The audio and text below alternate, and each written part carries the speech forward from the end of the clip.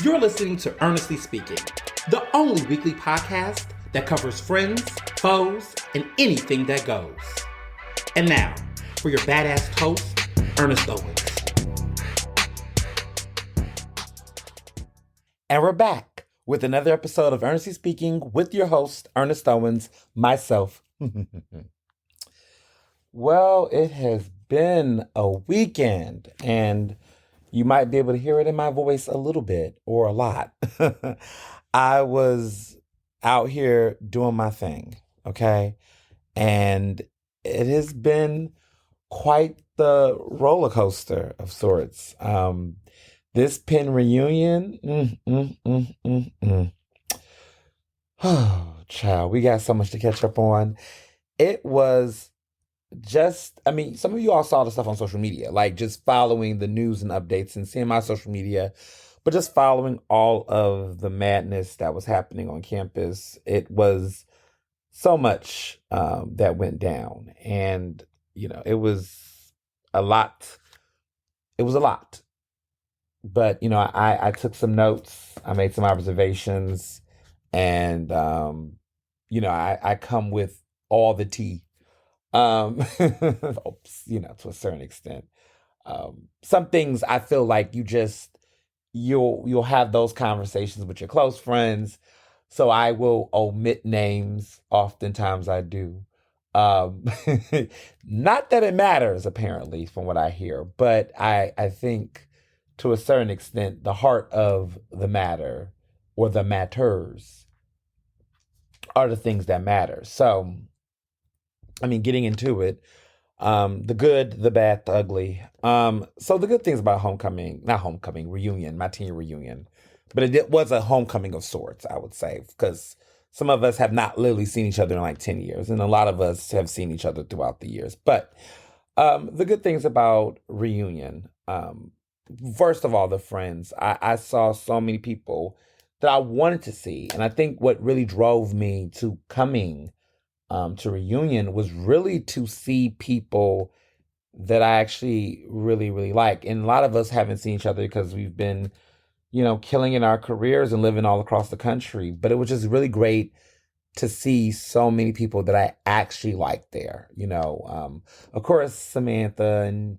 Nina were like really with me the whole time. They were great, of course. And we were with Sarah, who's also in their squad, and it was just really dope to hang out with the three of them, throughout the entire weekend. I think what makes it fun to go to parties and events with like a little crew or folks you really like is because throughout the whole entire experience, you can sidebar about things and not feel like you're like alone in your thoughts or catching things or clocking things immediately. And that just feels good to just have people with you that you really like throughout the process. I also got to see my good Judy, Kaylin Coleman, who is this incredible actress. She is doing her thing, and it was just great to see her. She's an AKA, so it was really fun to just kind of have the whole Greek connection and all that. That was really dope. Got to see a lady who is now in Philly, Charnay. She was also there, also an AKA, and was just great to see her, and I just was remembering how many times throughout our time at Penn that she was very was just always riding she was with the shits, in a good way, in my shenanigans throughout my years in college, and just, we reconnected in quite a unique way. And she once again was with me with the shits this weekend. I will say that. Got to catch up with another good homegirl named Andrew, who was also there, and it was just great to see her because I hadn't seen her a very long time and it was just really great to just catch up with her. I saw Liz, I saw Jameek, and his fabulous girlfriend, who's also like a wonderful influencer and also a Penn alum. She was much younger than us. Not that she was like super, super young, but it seemed like all of the guys in class of 14 my year definitely like dated back. And I guess I must be guilty as charged because my man, of course, is class of 17, but their class is like class of 19. I was like, hold on, that's a 5-year gap. But listen, maybe because So many of them, not talking about this man in particular, but so many people had people in their year. They was like, I gotta expand, I gotta expand. But no, it was just interesting observation across the board. Nicole Cohen, who was so sweet, she was there. She's an incredible filmmaker who also just got her master's at NYU, and so she's just killing it in filmmaking. Kendall, Kanan, Kendall's incredible wife now, who's also the Penn alum, Anastasia. She was there. Just all the people I just liked and remembered. Mahidra, oh, she was there. Her incredible husband. She's got some things coming up, and we got to connect. But these are like all the people in my class that I remember, and I liked. And there was some other people that I'm not thinking of immediately that I also liked too. But these are like the core people that I remember just taking time to chat with and talk to that were just awesome. Um, the major things I liked about Reunion outside were the Black events. All of the events that were geared towards Black alumni, Black students, those were probably my favorite events. So, like, the Alumni Association had an incredible happy hour at Erie, I think it's Erie Cafe, the new Jamaican restaurant on 40th and Chestnut. They're in right there in University City, not too far from our barbershop, actually. They had a happy hour there, which was super dope. And everyone was there. I mean, it was black, it was lively, it was big old happy hour on Friday. And there was someone really cool who stopped by, and that was John Legend, who was class of 1999. This past weekend, he celebrated his 25th, okay, college reunion. That's crazy. 25 years. But 10 years ago, he was my commencement speaker at my graduation at Penn in 2014. And here we are, 2024. Like, what? Where did time go? It just felt like it was yesterday. And so it was great to see him. And, I took a selfie with him. And I was with Sarah, Sam, and Nina. So everybody got a chance to get their pictures. And then he dipped. He was in and out. He was in and out. But it was just great to just bump into him, just Mr. Legend doing his thing. There was also another great event. Oh, yes. So there's Maku, which is like the Black student, group, resource group, student center on campus. And they always have a graduation awards program. And on Saturday, they had a reception that was in the Arch Building. And Miss Brown's catering catered that event. And it was probably one of the best meals I had this entire weekend on Penn's campus because we'll get there in the bad, the good, the bad, the ugly. But it was some incredible food.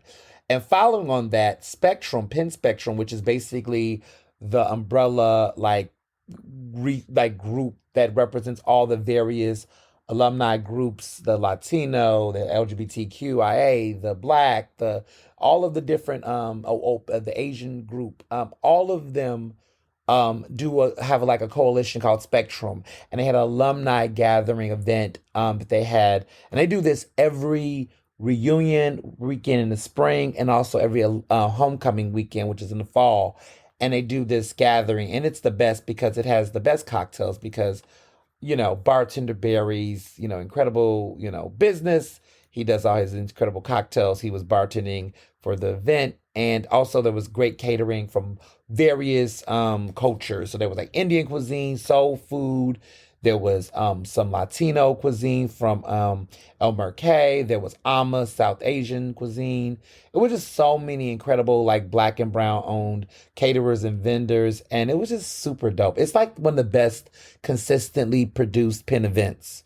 I mean, it's just incredible. So I'm always a fan of anything Spectrum do. So that was the good. Now we'll get into the bad, and then we'll get to the ugly, but we'll get into the bad. So the bad was overall Penn's Penn is in its flop era. And I said this in a previous podcast episode, but I'm going to have to say it again. Penn is in its flop era right now. There was just so many detours, miscommunication with logistics that a lot of things, I mean, one, we could blame on the weather, but even in the weather, Penn has never been this floppy. The whole logistical coordination of them trying so hard to act like nothing is happening on campus, even though it's a shit show, y'all. It's a shit show. They completely blocked off College Green. Like nothing. Like that whole area, Van Pelt Library, the whole area next to the big, huge, I mean, everything, the button, everything was pretty much closed off. There was room to take pictures of the love statue, but like it was just gloomy. There was like a dark cloud over Penn in so many metaphorical ways. You could just feel like the spirit and the excitement was kind of sucked out of the campus. Like you just felt it. You just felt it in the way that everything was being done, everything, the messaging. It just felt just shitty, logistically. And like there were some incidents, a couple of protests and things. I didn't witness anything myself, but there were like reports and coverage that there were like protesting that was happening in certain parts, but then security and police would just fix it or whatever. But there was a lot of things that just was closed off, and it just really just impeded upon the campus experience. And in spite of the fact that class of 14 and all these various four classes, I think it's something about the number four, 20, it was a lot of people on campus. Like it was a lot of people that showed up for reunion this year. Like it's something about those fours, baby. Class of 14, class of 2004, class of 99, class of '09. Like it just seemed like there was something in the air. Because we were all heavy on campus, but we were just like, it was just so many reroutes and changes and stuff. The food that was not done by Black caterers that were with the groups was just mediocre at best. I'm so used to there being like a serious open bar at most events at Penn. This year, everything was like wine, beer, and White Claw, which I thought was like we were over that, but clearly we were not. Um, so there was like a White Claw situation going, and I'm not really crazy about White Claw. They had Woodbridge white wine and red wine. It was just the same redundancy. The food was just very bland, and I don't recall it being not lacking in flavor. Everything was just kind of just like so half-ass, and you could just feel the half-assness across the board. Um, yeah, there was just a big overreaction. It just was a lot of things going on. And you just get the sense in so many ways that the campus is influenced a lot by the some of the donors, and that was shaping a lot of the political energy of it all. And I think that was what kind of got me was just that feeling for sure. Um, but yeah, that was the bad. But let's get to the ugly. The ugly. Ugh.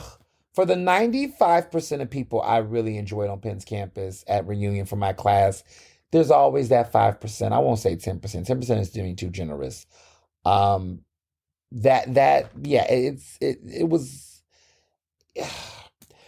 you know, one thing about it, I don't know if it's ugly. I guess I have to say ugly because, you go to a school this prestigious with so many opportunities and so many connections, and you look back and you say to yourself, damn, I dodged a bullet. I feel like I just felt like in certain situations, whether it was a previous romantic, if we wouldn't even want to call it romance, I don't know if the word romance is a proper word, maybe past intimate experiences or intimacies that you might have had with certain people or just dynamics overall, you just look at the space, at the people and certain people, and you just say, you know what, I dodged a bullet. Like you just feel like, you know what, I dodged a bullet. Like that could have been my life and it's not. And I'm grateful for that. Or just looking at just the interactions in general, you just look at certain people that like when you were in school with them, they just held a certain value, or you just, you just was like, and I have to say this in context because we always say 10-year reunion, but it was 10 years when we graduated. These relationships, in many ways, with these people is like a 14-year-old relationship. It's actually closer to 20 years than it is the 10. And so you're looking like, wow, there are people that you remember in a certain way in the interactions, and they were just held in this certain type of self-importance that when you get to a certain when life happens, Diddy says time tells truth. Did it now. We'll be talking about him later on the show. But it's like, wow, you just realize, wow, some of these people did not really amount to shit. Just not even on a whole like, oh, where are you at in your career shit, just personality wise, just social vibe, just like wow. You're just like wow, like people just really, some people evolved just corniness, like just straight up corniness, and you're just like wow, you're just corny. Um and not even socially awkward, just kind of like wow, like that was underwhelming in more ways than one. But you just realize time reveals a lot of things, and just a lot of that. Just overall, it was a little disappointing. And I don't even want to say it was disappointing, because disappointing means you had expectations for people to be better, and like in many ways I didn't with some folks. But it was just the awkwardness and moments of encounters of like being in a space, and like it's and throughout the entire reunion, a lot of us were in these like clusters. And it reminded me of how segregated Penn really is. Like Penn is really racially segregated. And I think we knew this, like this. I knew this when I went to Penn. But I feel like the older I've gotten at reunions, it becomes so clear how racially segregated we all are. Like, and it's just life, because you just bang with the people you bang with, you deal with what you deal with. But I just kind of noticed that the reunions were like, okay, all the black students was together, and there's nothing wrong with that. Like the white students were all like with each other, and the white, I guess, what we're all alum now. It was just very obvious you're gonna be around who you're gonna be around with, especially given careers, interests, and things. But like I definitely noticed it more now with a woker head and an older self awareness, just like, being in my 30s compared to when I came to campus, I was 18. I'm 32 now. So it's been, what, 14 years, right? And so you see it a little bit more as you get older. But what was interesting is that within those segregations, right, there's also other segregations. And you start to see the cliques. And there are cliques within spaces. And I definitely got a clique. I recognize my clique. I guess I'm cliquish. I do have a clique. And everyone had their cliques. And it was very obvious where those lines were. Like everybody were in the same space. Like we were all cordial, which I guess I can appreciate that everyone was cordial. And maybe that's just maybe the blessing of it all, is that everyone was able to be cordial. But what a shame. What a shame. And there's a lot of it is, I think I said this on my post on Instagram about just the reflection, is that reunions can be a reminder of regret or a reaffirmation. And for me, it was the latter. It was truly a reaffirmation. Like I think, you know, every decision, every move that I made to arrive at who I am today, that I made during the times in which I was at Penn in undergrad, I was reminded that I did the right thing, that I was, that where I choose and how I chose. And people always will say, well, it's not what you did, it's the way you do things. And it's like, well, damn it, show me a better way. No one could, because we was navigating. But like coming into it in retrospect now, people have guilt. People have a sense of resentment. You can feel it in the air. There's resentment. There's regret in the air. It wasn't my regret. It wasn't my resentment, but you felt it. You felt it, and and I always knew that the day would come, like the moment would come, like you'll be in that space and you'll recognize that, to be honest, haters were on you. And I think that was good for them. And I think it was definitely good for me. I think it was good for everybody, but haters were on mute.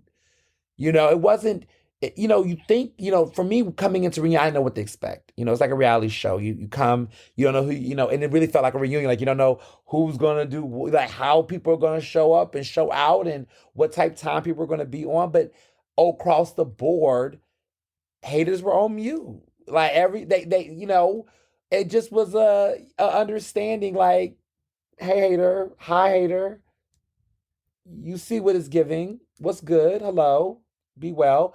And that's okay. And I think maybe because at the end of the day, we are Penn grads. So ain't nobody really on that gangster type time for real, for real. No one's really with that. People like to pretend they are, but they're really not. But it's a level of we can respectfully say hello and leave it at that. Again, what a damn shame, right? All of these talented, educated Black people can't, grow and evolve and mature. It is a shame. But in retrospect, people are people, right? But there was a thing, this podcast, y'all.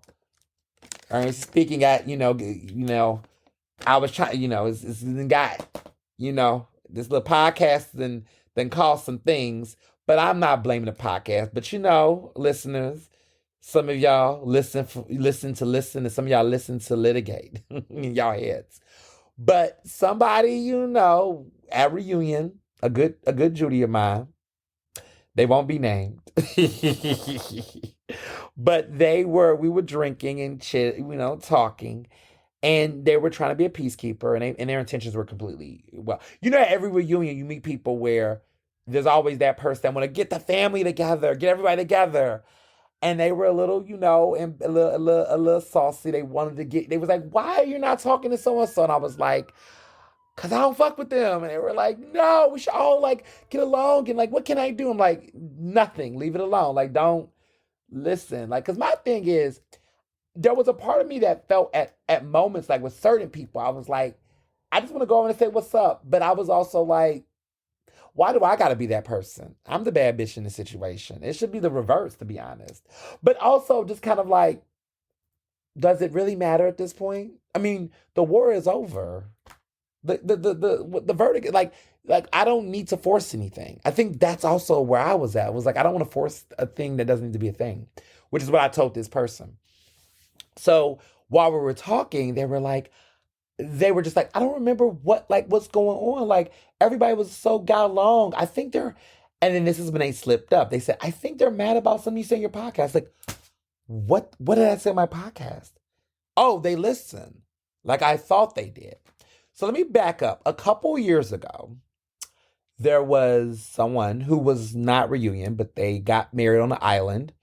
And I guess in this episode years ago, which I do recall the episode, but I never named names. Again, I don't have to name names. I just don't.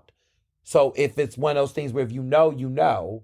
And so if you knew, then what I said was confirmed. I pretty much mentioned that, on my show, thanks to Buzzsprout, get you a podcast and put your podcast through Buzzsprout. Because people out here just think people just pull rabbits out their ass. They don't. On Buzzsprout, which is the distributor of my podcast, I distribute my podcast through them, and then they distribute all of my show on all the different platforms. Of course, it's YouTube Red, it's Apple, it's Amazon, it's every outlet except Spotify. My podcast is on Spotify because as long as Spotify continues to pay Joe Rogan millions of dollars to do a show that is anti-vax, racist as fucking shit, and just very much full of bigotry, while they continue to not allow or support or really put money behind other comparable podcasts that are done by Black and brown voices, it will never be on Spotify until Joe Rogan is no longer on Spotify. So the day Joe Rogan's show is no longer on Spotify, Ernest Speaking will get back on Spotify. But until then, it's not happening. I'm just going to leave it at that. But that being said, what was great about Buzzsprout is that they let me see my analytics. I can see where people are listening to an episode of my show, what country, how many people listened, and whatnot. And when there is what is considered a dinger, which is basically whatever is a number where it's an alert, where it's a more than just one person or several. Let's say there's a person somewhere in Alaska, let's say Alaska listening. I'm not going to get an alert that is a country or a state or an area that is on my radar for an episode. But for whatever reason, during that cluster time in which I had ran an episode of my show, during that time, there was a lot of energy on this particular island. And it was weird because no one on this particular island listens to Ernestly speaking. And so I was trying to figure out, like being a researcher I am, where is like what's happening here where potentially some people may have heard of me or there's a connection. And so there was a wedding happening that same weekend from someone who went to my school. And there were people who I knew and know of me that was there. And clearly, during that weekend, in some capacity, they had listened to the podcast. That's cool. It's no big deal. I just mentioned it. It is what the fuck it is. The data was there. I can pull up the receipts. I mean, is it a coincidence? Could there have been other people that was at that island that just so happened to listen to Ernestly speaking that same time? I doubt it. But, it just was something I saw. So I mentioned it on an episode a couple years ago. Apparently, the person who I was, my good Judy, who was at reunion, had told me that apparently they were just so upset that I said this and that it made it look like they were obsessed with me and that it wasn't true. They didn't listen to it. And so at this moment, you all are picking up what I'm putting down, right? Like y'all are like, but don't, we're going to, I'm coming with it. Just let me finish the bullshit because I know y'all looking like, but how exactly? So, so they said that they were, apparently they just thought like, why would I make that up? Yeah, why would I make that up? Why would I, why would I say that? And they felt some type of way apparently. And they were chatting about it in a group chat. So when I tell you all that the group chats are real, the group chats are real. So my good Judy got wind of this and thought that these people who I guess were feeling nuck if you buck had eventually said something to me about it or there was a conversation. Now, y'all know ain't nobody came up to me and said to me about this because who's going to check me, boom? Second of all, no, because how do you frame that? How do you say that? And this is the part where the gag comes in. How do you tell a person on that end of that side of the situation? Yes. So we're mad at you because you said on your podcast that we would listen to your podcast and we didn't listen to your podcast. Somebody told us that is in our circle that you mentioned us in your podcast. So we listened to your podcast to hear that you said that. And we just want to say that we didn't listen to it and we didn't know and you just made that up.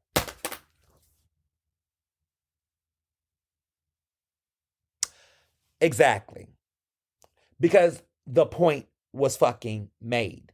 You would have not known if you were not listening. And the whole somebody told us, well, who was the person listening that felt like they knew it was you to tell you all so then you can listen to confirm? Shut the fuck up. Like you were listening. You were listening. The receipts were there. And it happened so quickly. And not only that, but you told other people who are not connected to the situation. So you felt some type of way. And it is what it is, but you were listening. You is not you, whoever. Like it's whatever. It was what it was. And you listen, and it's okay. Like, it's okay. Listen, what is that song? They not like us. You're a fan, you're a fan, you're a fan. It's okay to be a fan. It's all right. It's okay. Haters are sometimes the biggest fans. They keep up. They listen. And then they spread the word and get other people to listen. And so I'm flattered. And it was confirmed. And bitch, I said what I said. I just don't know what I don't know. Like, so when this was said to me, I just was like, well, first of all, and this is where it gets ugly, because I just, this is the week of people just like, look, if you're going 6 feet, I'm going 6 feet under. I just feel like, and I told the person, I said, well, thank you for telling me this, because that just was fun.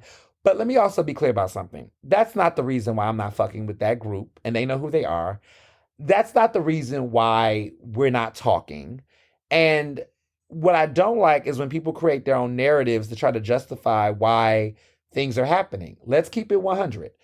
And I've never bit my tongue about this. A friend of mine who was in our year was assaulted by a dude in their circle. I believed her then. I believe her now. It happened 10 years ago. It's been a decade. She's healed. She's moved on with her life, and she did not want to go to reunion for various reasons. And I'm probably the B feeling isolated because of what happened to her in that situation was fucked up. What happened to her is she spoke up, and that group, and she's black, she was in our everyone, she was a part of the family, the black family of sense of like all of us as students. And when everything happened and she spoke about it and things, people took his side because they thought, because he was popular, because he was attractive to people. He was popular and a man. And how could the popular, attractive guy do that is what the narrative was at the time. And people just didn't want to believe her because she also wasn't someone who was, in the mix. She wasn't as popular, but she was known. And there was just the awkwardness around it. And so people just decided to pick sides. And she felt isolated during that time. I liked her. I still like her. I believed her. And I didn't see a reason I felt for her because I know what that felt like at campus, to be isolated, to be deal with sometimey folks, deal with fake ass people. I knew what that felt like being openly gay on campus at a time where this shit was not inclusive, when people were not affirming, when people didn't use terms like intersectionality. I knew what that felt like.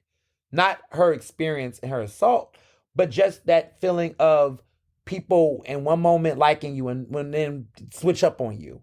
And that shit was real then and now.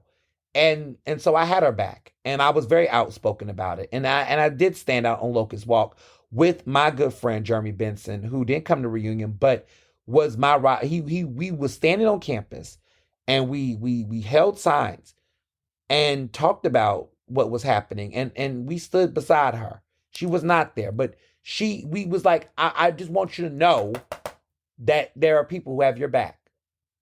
And I don't regret what I did. I stand 10 toes down on that. And people were mad. They were mad. They couldn't talk to me because, that was my friend. That was my Kappa. That was my this, that was my... Everybody acted funny. And I think to a certain extent, I saw them in a different way. And I stopped talking to them. I didn't give a fuck. I look, you don't want to talk to me because of what I'm doing? Well, fuck, I don't want to talk to you because I don't like what you're doing. And so we didn't talk. And people held on to those grudges. They held on to those grudges. They held on to it. And some of it might be guilt, resentment, and a mix of different things.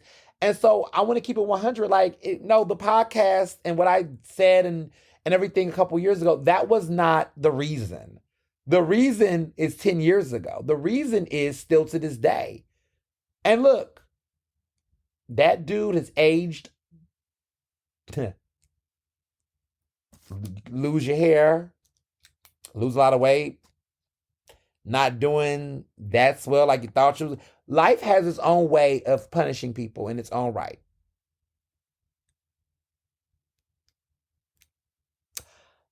I'll just leave it at that. Life has its own way. The truth teller, it will tell all. Diddy said truth tells all. It will tell. And at the end of the day, for me, even with the world we live in now, Me Too, racial uprisings, the pandemic, the world has showed us a lot about people and society. And so at this point, I don't have any, I think even more, I feel even more, I don't know if the word is proud of myself, but I feel vindicated even more that even at a time before this shit was trending and mattered, the right thing was still able to be done, even if it was not in style. And so at the end of the day, if that's why motherfuckers feel some type of way, you can feel that way forever. Because if it because it don't matter. I was gonna say if this girl was my sister or my I would have whooped, but it didn't even matter. It doesn't have to be your sister. It doesn't have to be a sibling or whatever. It's just a person that I knew and I respected, and I was not going to let anybody because it could if it would have been any of my friends if I would have known. It's just to me that was a moment, and I thought we were better than that, and some people just proved they were not. And I think the reality is now is that none of them motherfuckers are going to step up to me and say anything because of who I am and what I do now. And so what they have to do is just understand at the end of the day, they don't want that smoke.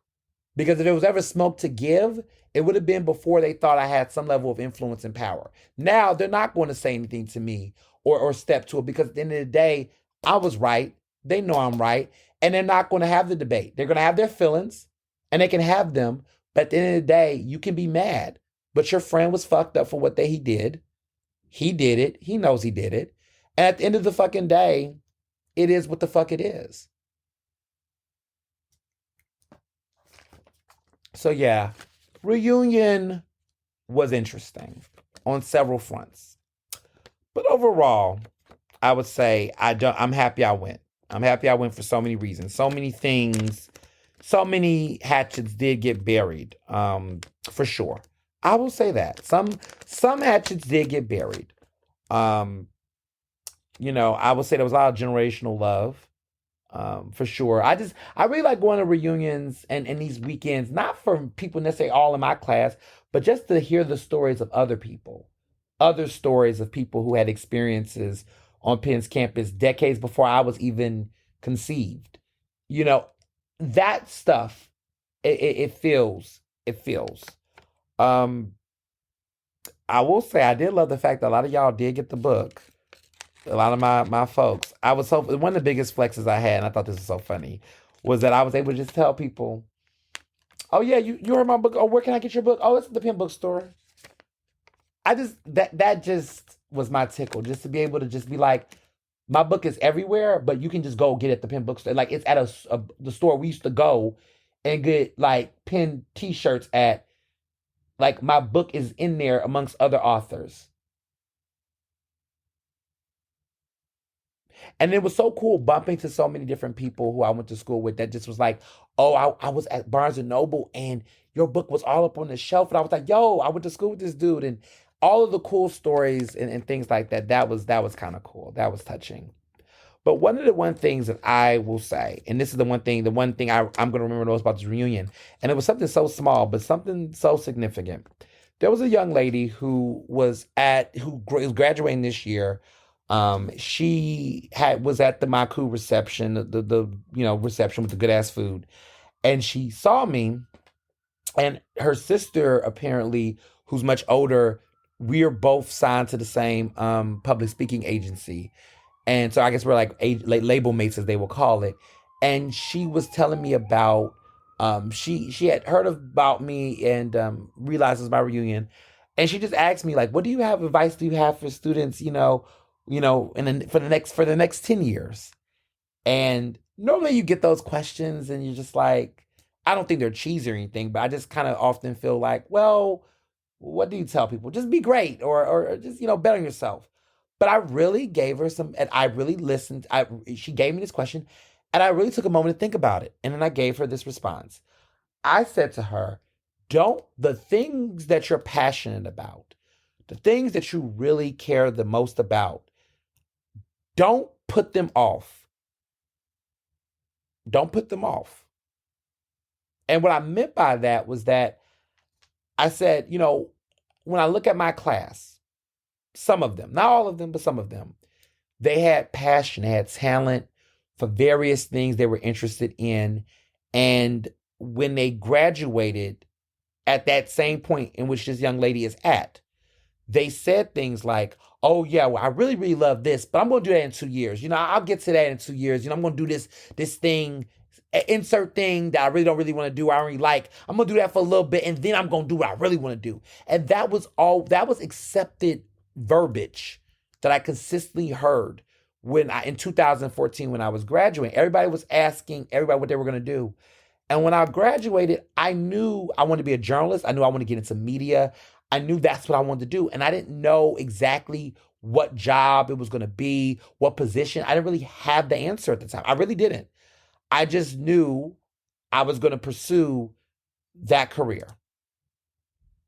I remember telling people that. I said, I'm just going to keep writing and, look at different opportunities. And,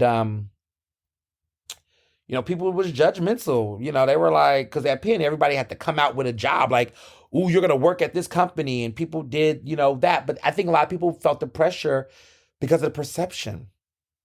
And so there were people who were just like, oh, what are you doing? I was like, oh, I'm going to do this media gig. I'm going to explore some things on freelance. And it just looked like I was saying, translation, I don't know what the fuck I'm doing. I don't know what I'm doing. I'm not really doing anything. That's how people read it. But what I was really doing, and looking back, I was actually, one, trying to get my ducks together, doing some self, discovery and exploring and researching on what my brand was going to be and how I was going to get into the industry. I didn't have those words then, but that was what I was really doing, was figuring out how I was going to make my mark in this industry. 10 years later, there's no doubt, there's no question about that mark. But I was in that moment where I was really exploring myself and exploring how I wanted to tackle this. And to be honest, your years in college, you don't have enough time to figure that out while you're also trying to be a student and everything else. Like, college was a time for me to experiment and explore, but graduation was the opportunity for me to really reflect and focus and strategize. And no one in college understood that because we were all young trying to figure it out. But yet people felt like they had to explain and justify their decisions and how they wanted to move to the students. And as a result of that, people got fast jobs, like quick jobs that threw themselves in schools or programs and things that were not aligned with what they actually wanted to do. And so the narrative used to be at the time for so many people was that, oh, I'm going to do this, Teach for America. I'm going to, do this consulting gig. I'm going to do this thing because, and then I'm going to do what I really want to do. And they had passions to be a musician or to do art, to do this or to do that, or be a business owner, be a startup. They want to do all these other things, but they set it off. And so I was telling this story to this young lady and I said, listen, you'll hear that. And then here's what happens. And here's what I know. What happens is that you do that thing, and then a thing called life happens. And that's the stuff that you can't control. Somebody dies. A pandemic happens, right? You get in a situation where life starts lifing, and then you have to stay in that job for reasons, financial reasons, and reasons that you didn't predict. You might have a kid. Someone I graduated with, I found out they got 2 kids from 2 different women. And they got a whole life situation. Life is life. And they a father of 2 kids.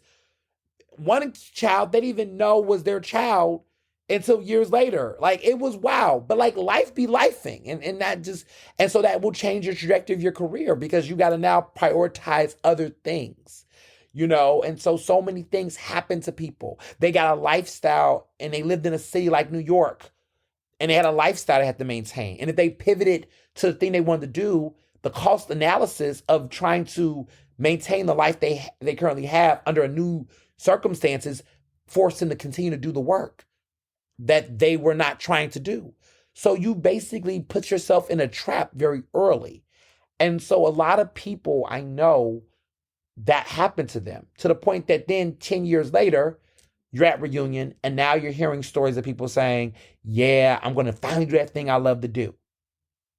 And now I got to re-censor myself because now I gotta, catch up for lost time.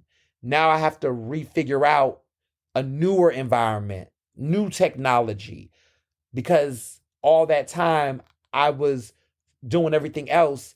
I didn't brush up on my skills. I didn't research or study the industry that I really wanted to be in enough. And so now I'm in a financial place where I can now pivot to that. And now it's going to be harder.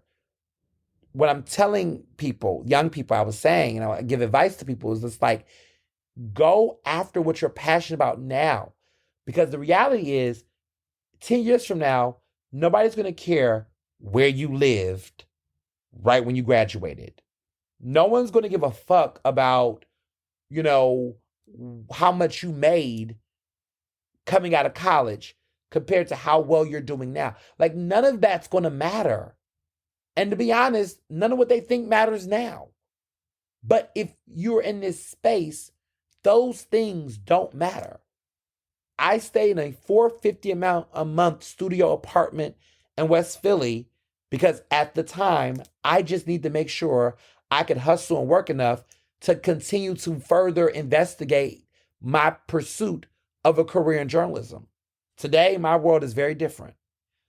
But I'm so happy that I didn't give a fuck about what all the people around me were saying about where I should be and what I should go and how I should do it, because I trusted myself and I took the necessary steps and strides that many times would be humbling, but it was also what was necessary to get to where I want to be and feel fulfilled.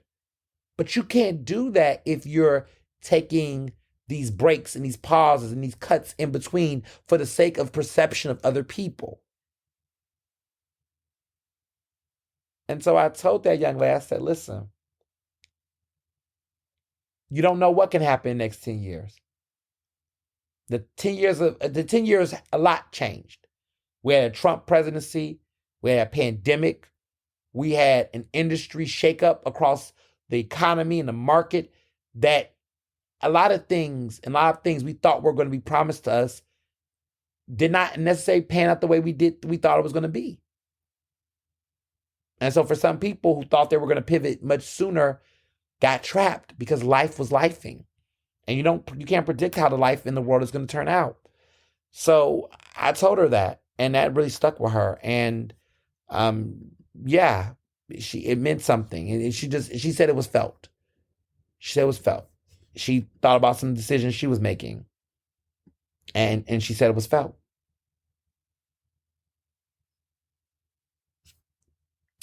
Yeah, that was reunion.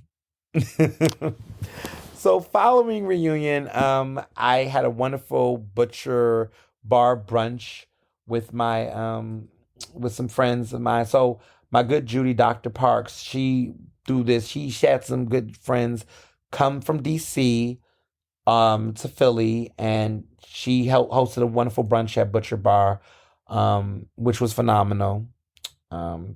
Great time, great food. I wish I would have drank a little more, but it seemed like the girls were trying to have a sober Sunday, so we didn't really do too much turn up. But the food was really good, and it was lots of DC shade and Sweetie shade, ironically. I guess because the metaphor was that something can cost a lot, but not necessarily deliver. And we someone had it was thought that maybe Sweetie's career was that way. That it was a lot of money and budget going on, but not a lot of substance there. But it seems like we just in general it was just a good time to just catch up and see what's going on in these streets. Yeah, it was a good old time. The PABJ Professional Awards was at Del Frisco's Double Eagle Steakhouse on Friday. It was a great luncheon. Great turnout. I mean, there was so many legends in the building. Miss Patty Jackson was in the house. All of my friends came out. Like all of my good friends. The Lip brothers were there. My frat brothers. Oh, I just love my Alpha brothers. It's just so great that everybody shows up. They even came to one of my reunion mixers and parties. They just showed up and showed out. I just love my LBs, my Line brothers. They're just dope. It was a lot of that, a lot of fun. And also I did grip the alphas from Penn, that I had known many years ago. We were brotherly. But no, it was a totally great luncheon. So many great honorees. I'm thinking about Monique Curry Mims, who is the publisher of Generosity. She received the Media Professional Year Award. I'm thinking about other greats like Monique Braxton. So many Moniques who won a Legacy Award. Ashanti Martin at WRD, my incredible, she's the boss, the general manager, WRD Radio, 96.1, 900 AM, progressive Black Talk media. Just so much great radio love. But so many great people got so many honors and awards. Desmond McKinson, who is at the state senator's office, he did some great work. He was there. It's just so much fun. Del Frisco's had the wonderful luncheon, 3-course luncheon. Of course, I had the filet mignon with the Del Frisco salad, which was just this wonderful wedge salad with the bacon bits and the blue cheese. Oh, I can eat that right now. And then we had an incredible open bar that was sponsored by Tito's Handmade Vodka. Always a good time, always a turn up. It was just so fabulous, just fabulous. So many great people. Went to the William Way Center. The William Way event called Way Forward, which was at the Philadelphia Museum of Physicians. Really cute, cozy museum. Had this early 10 a.m. breakfast. The only person that can get me out like that was my good friend, soon to be state rep Andre Carroll. So I guess I was weighing it forward to him or paying it forward to him because he went to my Media Professional Awards the day before. But that was a luncheon. But I went to this breakfast. They didn't have no bacon, but it was for a good cause. And it was for the William Way Center, which you all know I support the William Way LGBT Center, and Chris Bartlett, who's an incredible executive director there. They had a great fundraiser, a great turnout. And so I guess I was there for two people. Andre had invited me, but my good friend Chris knows I'm not an early bird. So that's why he didn't really tell me much about it. But then I was like, oh, well, looked like I need to be in this room. Seemed like it was some top tier. So it was nice. It was a lot of Black queer leadership in the building. Just a great cause overall. And it was a very nice venue. I was very impressed with the venue. But it was a wonderful cause. And if you want to support the William Way LGBT Center, you don't have to wait till Pride Month to do that. You could do it right here in lovely old May. You can do it in July. You can do it in August and September. And, you can always support. So don't feel like it is only time to do it, because LGBTQ issues and the people that are impacted by terrible policies and homophobia is still happening in these communities. Those resources do not stop and start on June 1st. Just want to be clear, in the month of June in general. So please support them. Please check them out. Support local, and they're great. Following philanthropy and support, this socialite was out. I was out this week, y'all. I was at the Broad Street Love event. It used to be known as Broad Street Ministry, but they did a rebrand to Broad Street Love, which I really love because they're rebranding it like a hospitality service group, which I love that narrative, because to me, they feed people who are displaced and people that are dealing with housing insecurity and food insecurity. And they give them these chef quality, high quality meals. Okay, not just your typical soup kitchen. There's nothing wrong with people that want to feed folks in need, but they have created a wonderful service that provides really good, hot, well-prepared meals. They do not call them the needy or the poor. They call them guests. And they do it in this wonderful facility. And they don't call it Broad Street Ministry anymore, because I think to a certain extent, Broad Street Ministry had this very, religious, slant to it, that felt like it was, faith-based and ministry. Like they were going to preach to you while you eat. And I think it carried a different connotation. Now, I know that Broad Street Ministry is not that, but I think that for a while there was a branding and identity thing that shaped them. And so now Broad Street Love just gives off a more inclusive vibe, just feels more wholesome, and just also seems to be at the core of what they're trying to do.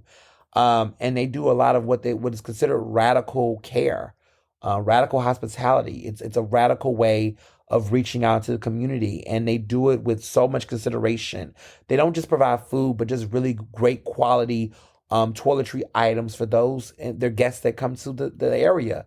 So I'm a big fan of Broad Street Love, and just another great nonprofit and organization to support as well.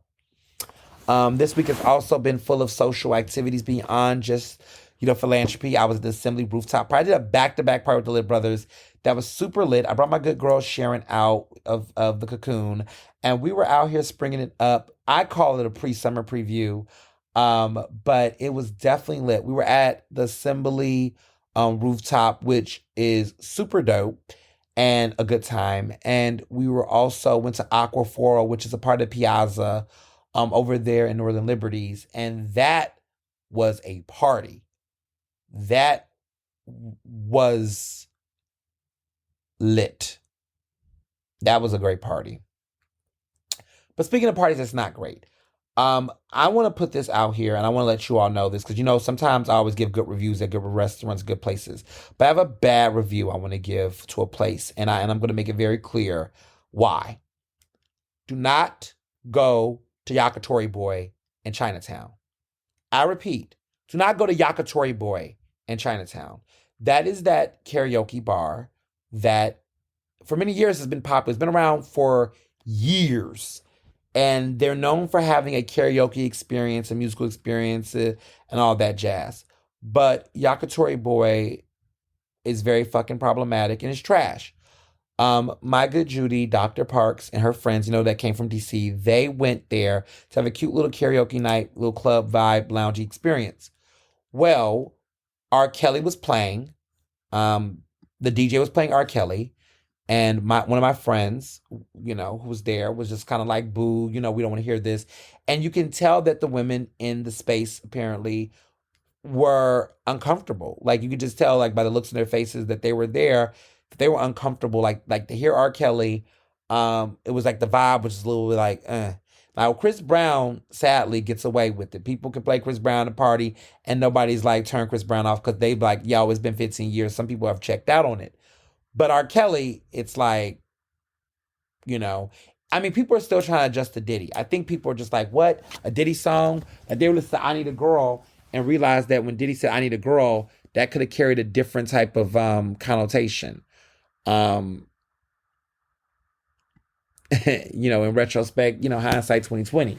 We didn't know that I Need a Girl was what Diddy was talking about when he needed a girl to be abusive to. I don't know. But R. Kelly was playing, and the women that my friend was with in the group, they were kind of like a little bit like they weren't, physically protesting or anything like that, but they was expressing discomfort. And apparently one of the managers who were there came up to my friend, put his hand on her. He did not hit her, but put his hand over her shoulder in this very paternalistic, condescending nature. And told her that if she had a problem that they could leave. And he stood 10 toes down on keeping this predator on music being played. And basically was very rude and nasty. Again, did not have to put his hands on her. That's just a violation off the top. But even defending the fact that they played the music and even told these women who were clearly triggered and also just turned off by it that if they don't want to hear, they can leave. And dismiss them out. And so I just want to be very clear, and I want to make it very, very clear that that's not okay. Yeah, we're not going to Yakitori Boy.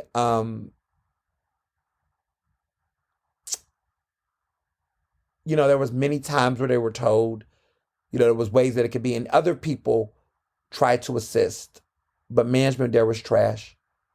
And they seem to be defending their behavior. And even to the point where they're like, if you don't like it, you can go. Yeah. People are going to go. And never come back. And so, yeah, Yakitori is just not it.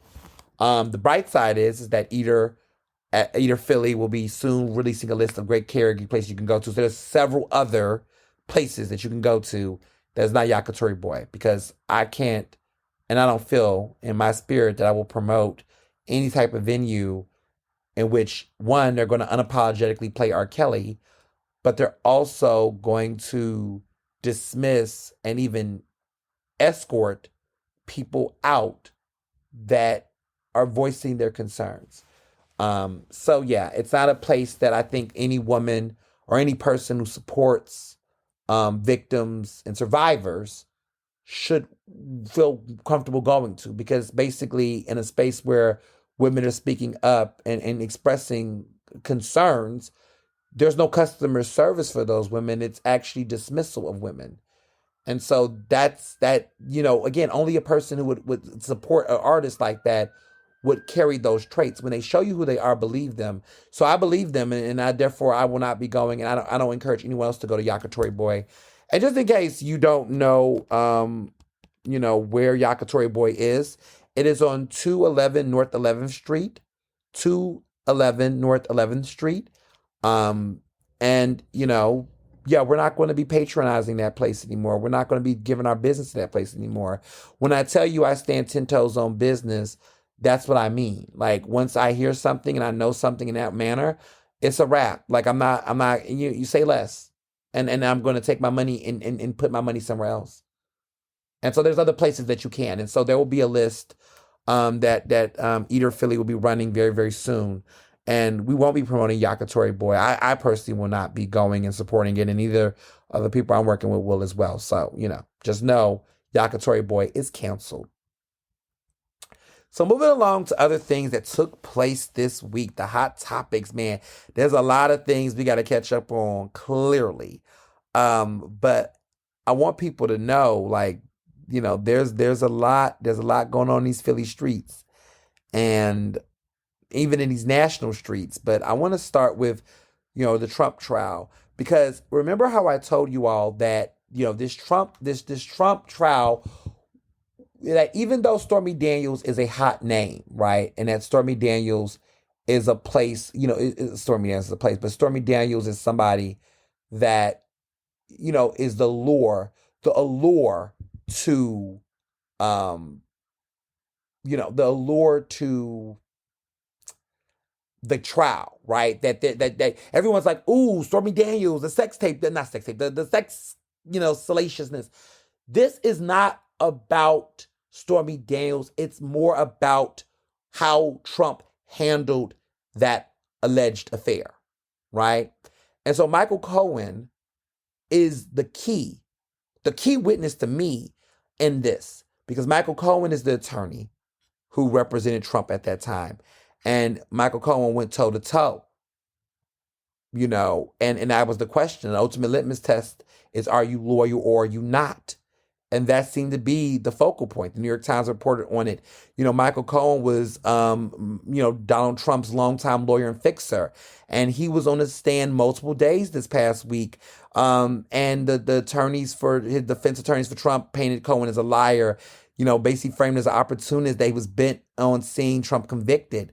But it was a split day. He stood on the stand for prosecutors, and then he faced a bunch of aggressive questions and cross-examination. Cohen has said that he stopped banging with Trump, like basically, being affiliated with Trump, months after federal agents had raided his house. Now, this happened in April 2018, while, the second year of Trump's term, the second year in Trump's only term as president. We're going to keep it at only. But basically the raid that involved was the fact that Cohen had made a $130,000 payment to Stormy Daniels. And that Cohen says that this was to silence, her account of a sexual encounter with Trump. And basically this is the same event that precipitated the charges that he's facing in Manhattan courtroom. This all was connected. Trump witnessed people, testifying, all these, the complaints. And it appeared that during his testimony, Cohen was emotionally fraught.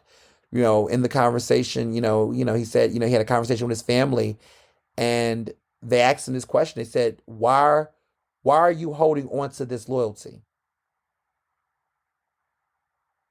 And that was the question with his family. And he said to his family, we are supposed to be your first loyalty, is what the family had said to him. His family had said to him, we are supposed to be your first loyalty.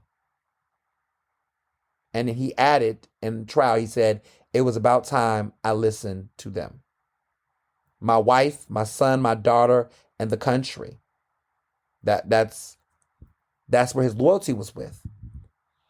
And so, Manhattan prosecutors had asked him questions to seek to prove that Trump falsified business records to hide, basically Cohen's reimbursement to the Daniels payoff. That the money that was given to Cohen was given to him through the campaign, allegedly, to basically hush, because Cohen paid her $130,000. It was his money. But what happened was, what is being alleged is that Trump used campaign money to then move to Cohen because Cohen was the attorney. So it looked like it was that Cohen was being paid for a service, right? So it looked like he was being paid for a service. That was the narrative, right? And we're going to talk about how money gets moved to do certain things, because there's another, major indictment that happened in Philadelphia recently that is a part of this entire conversation. But pretty much the money was being moved from the campaign to Cohen, and then Cohen allegedly took this money and then paid Stormy Daniels. That is illegal. That's illegal. You can't do that with campaign finance money. And Cohen is claiming that's what happened. And so that was what this week's was about in a nutshell, was basically Cohen, speaking out and testifying and dealing with all of the things that was going back and forth. So it was quite the testimony, but it was a moment. It was a moment. Other things happening around the Trump world is that, this Trump and Biden debate is happening. They are going to debate after much whistles and, debates and concerns about what's going to happen. It's going to be 2 debates. The first debate is going to happen late June on CNN, and the second one is going to happen in early September on ABC News, which is a little disappointing because I would have loved it to happen in October, because there's always an October surprise.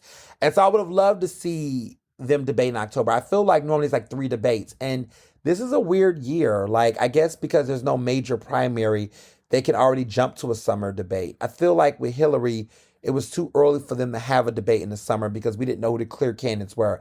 This time around, there's no competitive primary that's going to be dragged to a convention. It's pretty much like we all know it's going to be Trump and Biden, and it was always going to be them.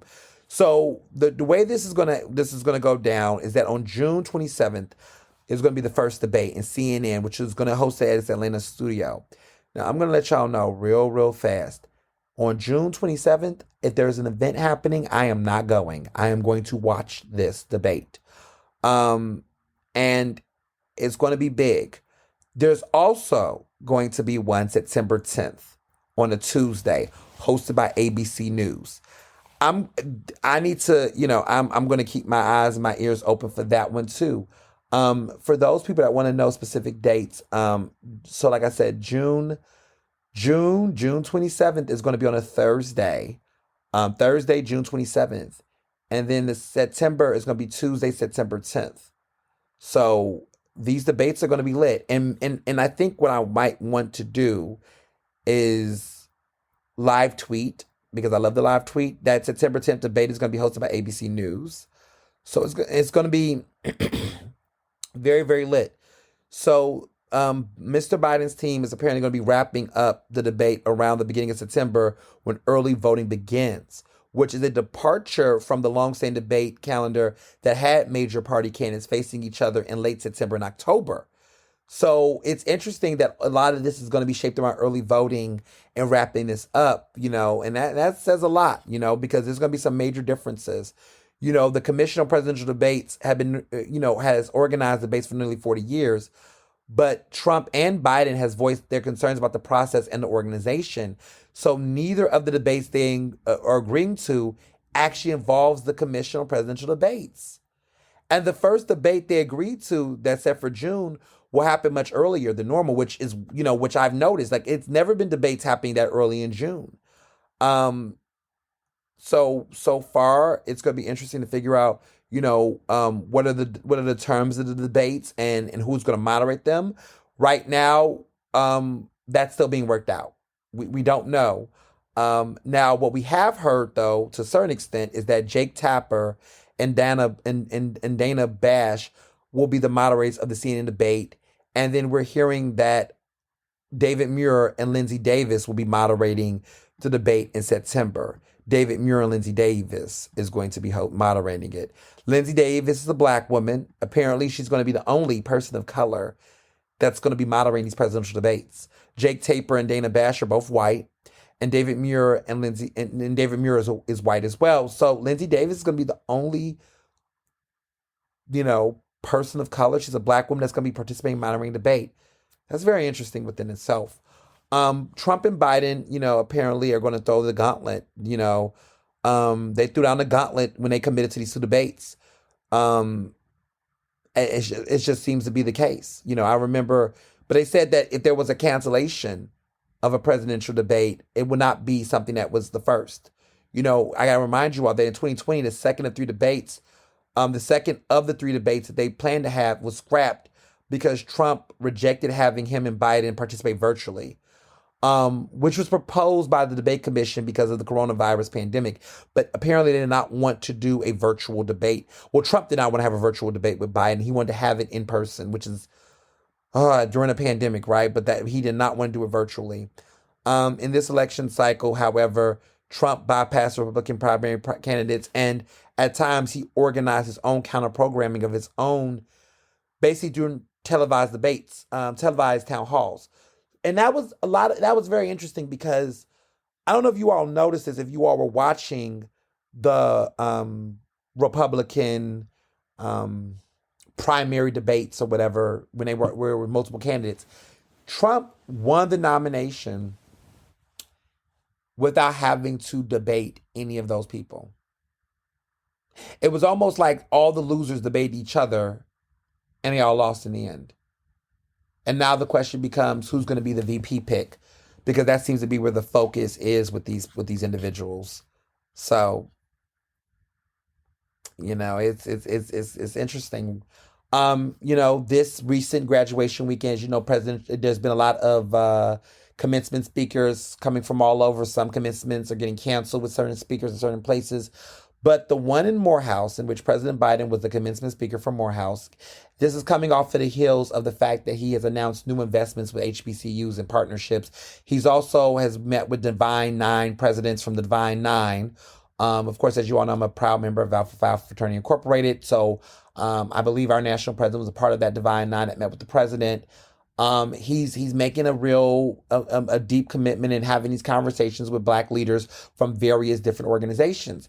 There was a lot of smoke at Morehouse that they had for the president's arrival. A lot of them felt like it was not a good idea for Morehouse to have him, because the perception was like Morehouse would be in many ways being tokenized and in many ways being used as a political puppet for the president and his image. However, two interesting things happened. The valedictorian at Morehouse that gave an incredible speech called for a ceasefire in Gaza.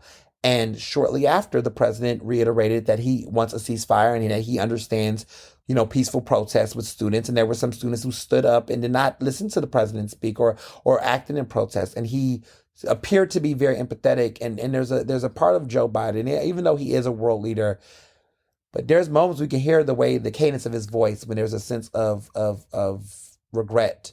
But there's been criticism because while he has called for a ceasefire, he has still been giving weapons to Israel in the midst of calling for a ceasefire. Like an argument, a ceasefire to some people would be a ceasefire is weapons down, like actual weapons down. Ceasefire is put the weapons down. If Israel does not want to partake in the ceasefire, then you use your own weapons. But for the U.S. to continue to give them weapons, especially when you look at what's happening in Rafah over there, and the fact that all eyes are on Rafah right now, and there's concerns about there's a humanitarian global crisis, and Israel bombing Rafah is disgusting, and the U.S. claims they're not putting weapons over there to give them for Rafah, but the president has to his words have to match his actions, and right now it's just not hitting people, and it would be a shame if the war and all of this becomes a major factor in the way that the election will shape out. It would be a damn shame. It will be a damn shame. In other news, there is a lot of drama going on with Marjorie Taylor Greene. She can't seem to get herself out of the spotlight, but what do you expect? She's so desperate at this point. She just can't help herself. She's been beefing. It's been a beef that has been going on between her, and it's gotten ratchet. So there is a Democrat, a Congresswoman, Jasmine Crockett, who's a Black woman. It appears that, she is a Democrat. She's in Texas. She's a Texas Congresswoman, and she said Friday night she wasn't sure she could even call Marjorie Taylor Greene's behavior um, a low, you know, and between the two women as low, she spoke to an anchor question about whether Michelle Obama's, she talked to a CNN, she talked to Abby Phillip at CNN in an interview, and said, because it was a question about the days of former First Lady Michelle Obama's "when they go low, we go high" mantra, whereas those days over, and she said she can't even call it a low. you know. For those who don't know what's going on, this was a narrative saying, Marjorie Taylor Greene got really disrespectful, mentioned Crockett's appearance, saying that the Texas Democrat was wearing fake eyelashes. And Rep, AOC, Alexandria Ocasio-Cortez had chimed in, basically saying that Crockett requesting Greene's comments be taken down, calling them absolutely unacceptable. Crockett had then clapped back and said, that if someone on this committee then started talking about somebody's bleach, blonde, bad built butch body, that would not be engaging in personalities, correct? And so more, chaos ensued. People had called her racist, were called Greene's attacks on her physical appearance absolutely racist. Crockett said she is racist. I mean, I don't have any questions about that because, I don't know that she's ever attacked her own colleagues, Crockett had said. Greene had said it, that pardon me if I don't talk as nicely as some people would like to hear. Girl, bye. Alexandria Ocasio-Cortez, AOC, had, said that Greene's comments had racial undertones. There's been a lot of mixed reviews about Crockett's response. People have said that, people like individuals like Feminista Jones have said that there is a level of, homophobic, fatphobic, rhetoric, and that type of, in Crockett's response, because she said, bad built butch body. The butch body is clearly insult made, to lesbian women, queer women. Oftentimes the term butch and describing in that way. And it's also, a level of transphobia that can be interpreted from that. And then the fact that she's talking about the body and in a certain nature, some people read it as fatphobic. So there's a lot of, conversations that's had and things that's being said about people's bodies and things of that nature and making these arguments about people's appearances and even that type of rhetoric. I just want to say that just because you don't like someone or you don't agree with somebody's, just because you don't like somebody or agree with somebody's, appearance or whatever the case might be, it doesn't give you the right to, make these types of assumptions or assassinate these people's, characters, their physicalities and or make these types of remarks. And we see this happen all the time in political discourse and debate where we hear the other side. And I get annoyed with this because why is it that queer people specifically have to be the drag or the remark that while you're trying to insult the other side that you think is oppressive, you use the same problematic rhetoric and language to insult them. And so we see a lot of this happen with homophobic things that's being said. Like I think Tim Scott, people make homophobic remarks about Tim Scott and things. And I'm like, look, as a queer person, as a Black gay person, right, there's a certain way I'm going to have a conversation with my crew, of other folks about Tim Scott, and things, right? And let me be clear, Tim Scott, Tim Scott, who is the Black Republican senator from South Carolina, people have made questions and speculated about sexual orientation. It is what it is. But some of the people I see that go below the belt in certain ways, making remarks about him, I'm just like, so tell me how you really feel about the queer community. Tell me how you really feel about different types of people. Like, I just feel like when people go with those remarks, yeah, I don't like Tim Scott, but I also am like, why are you all going in that direction? Because it's like, for you to say something like that off the top of your head, that's how you feel. Like, you don't reserve those insults for Republicans. Why? Because there's so many other things you can say about Marjorie Taylor Greene without talking about her body or even talking about making a queer phobic remark. Like you don't have to say those things. There's so many you could have just kept it at bad blonde or ditzy blonde or you could have there's so many other drags you could have said. Like why is this insurrectionist talking? Why is this dumbass woman speaking? There's our bird brain. You could say a lot of things about just how immature, ignorant, belligerent that Marjorie Taylor Greene. You could talk about her actual characteristics, but going to the physicality draws a line of like, okay, so what do you think about people whose bodies are shaped that way? That's not having the politics of Marjorie Taylor Greene. Would those same remarks apply, and why is it okay to say it for her here than there? So you just got to think about when you go there and what kind of remarks you make and what kind of insults you make. And I see a lot of people love to make extreme fat phobic jokes about people. And it's just like, well, what about your friends who have bodies that are similar? They might be nice people, but when you're making that remark about a person's body in that way, it's almost a moment where we say, well, tell me how you really feel. Like, is that how you really feel? You know? So there's always those moments that make you just go, I don't really like that. So yeah, there's that. Now moving on to Philly, because Philly politics this week. I mean, I just was swimming. But there's some things that I just need to get clear because I saw this happening. And last week on my show, I was telling you all about how I was recognizing and peeping some things that were taking place. And a lot of you all, were looking at me laughing and this and the third. And I told you all what it was going to be. I told you all how this was going to play out. And woo chow. I told y'all what was going to be the tea. So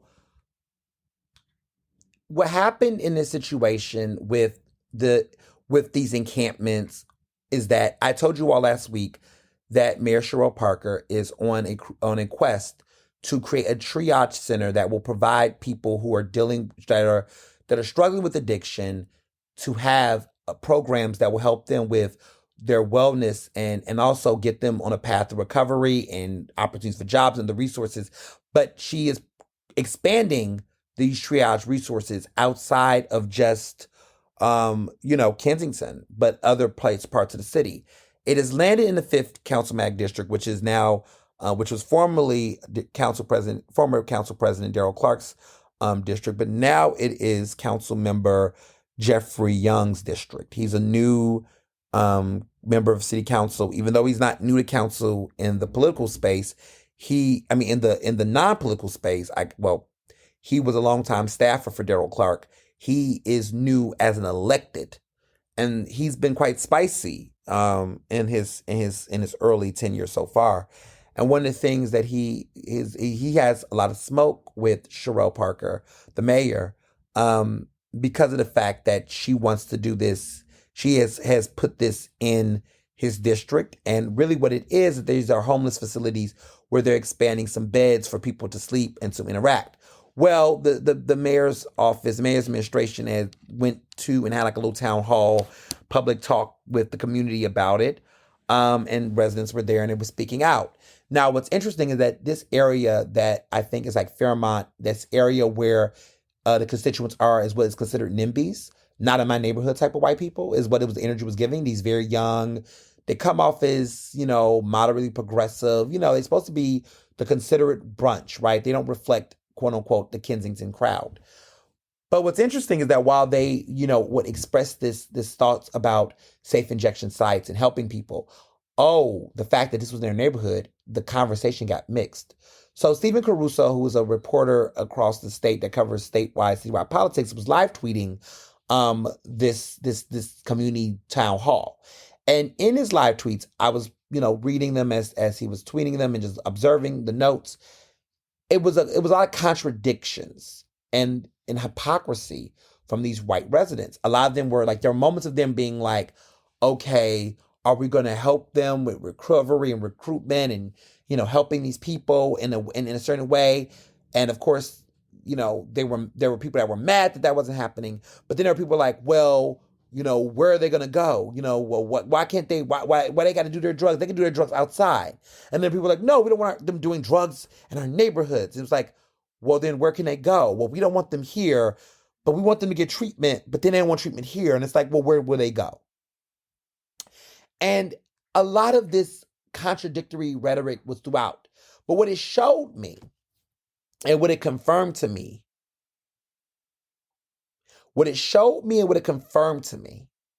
is that these individuals, these people advocate for issues until it comes to their front door.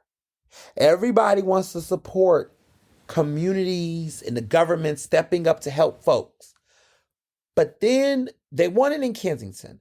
Oh, we want to support, Kensington. We want to support Kensington folks and centers and things, or safe injection sites in Kensington.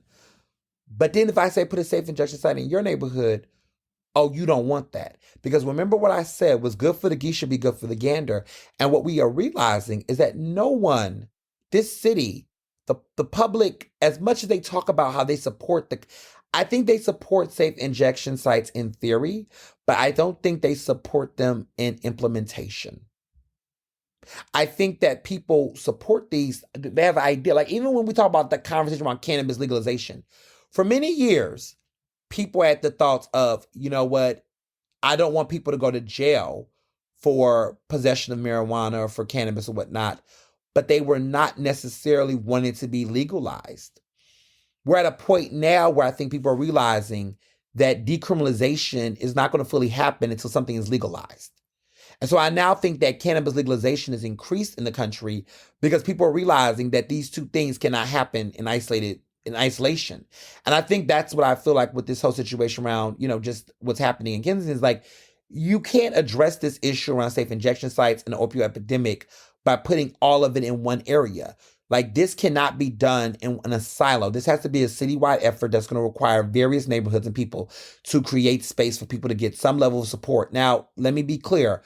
The mayor does not support safe injection sites, and there will be no safe injection, anything of any drugs, in any of these spaces. So that, to be clear, that's not happening in her administration. She's not even, I believe, funding and putting budget for clean needles. Like she's not trying to get involved with any of it. And interesting enough, a lot of residents do not want people shooting up or doing anything like that in their space or in their facilities either. However, there's questions about where can they safely do drugs. It's like, well, I'm sorry, you can't do both. Like there's going to have to be some type of compromise there. And that's how politics works. And so for a lot of people who was at that town hall with the contradictions, the summary was everybody wants something to happen, but they just don't want to be liable or responsible to do it. And Jeffrey Young was bickering all day about, not all day, but several weeks, being like, she should have asked me for permission. It came to me. But someone's brought this point up, and I'm just talking out loud because I know how politics is done. Sherelle Parker was a state rep for many, many years. She was a member of city council for many, many years. She knows how politics works. As mayor, because there's been this talk about councilman prerogative. First of all, councilman prerogative does not apply to the mayor. The mayor does not have to ask a sitting city council member, may I, can I? That's mayoral privilege, okay? Councilmatic privilege is only amongst other council members when it comes to zoning and deciding what goes on. And to be clear, it's not even in the law per se, but it's just a spoken of rule of agreement that was made amongst city council members forever, and it's become just naturally accepted as the norm. So in other words, if there's a level of property or something that's happening in a council member's district, city council has to vote to approve it. However, they're not going to go against the district member who is trying to get the thing done. So let's say that a person wants a street renaming in their district. Council has to vote on that, right? They have to vote to decide that.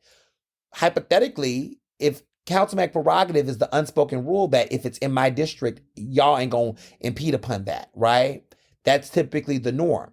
But it seems like there are going to be some interesting situations. Like if this 76ers arena thing happens, I don't really think it's going to happen, y'all. I really am having my doubts. And I'm happy. I'm happy it's not happening. If it doesn't happen, this is a good thing. But let's say that they were to go forward with this all the way. It's in Councilman Skrilla's district. Technically, right, because in his district, council may not support it. I mean, will support it. I'm sorry, they will support it because it is his district. That's what councilman prerogative means.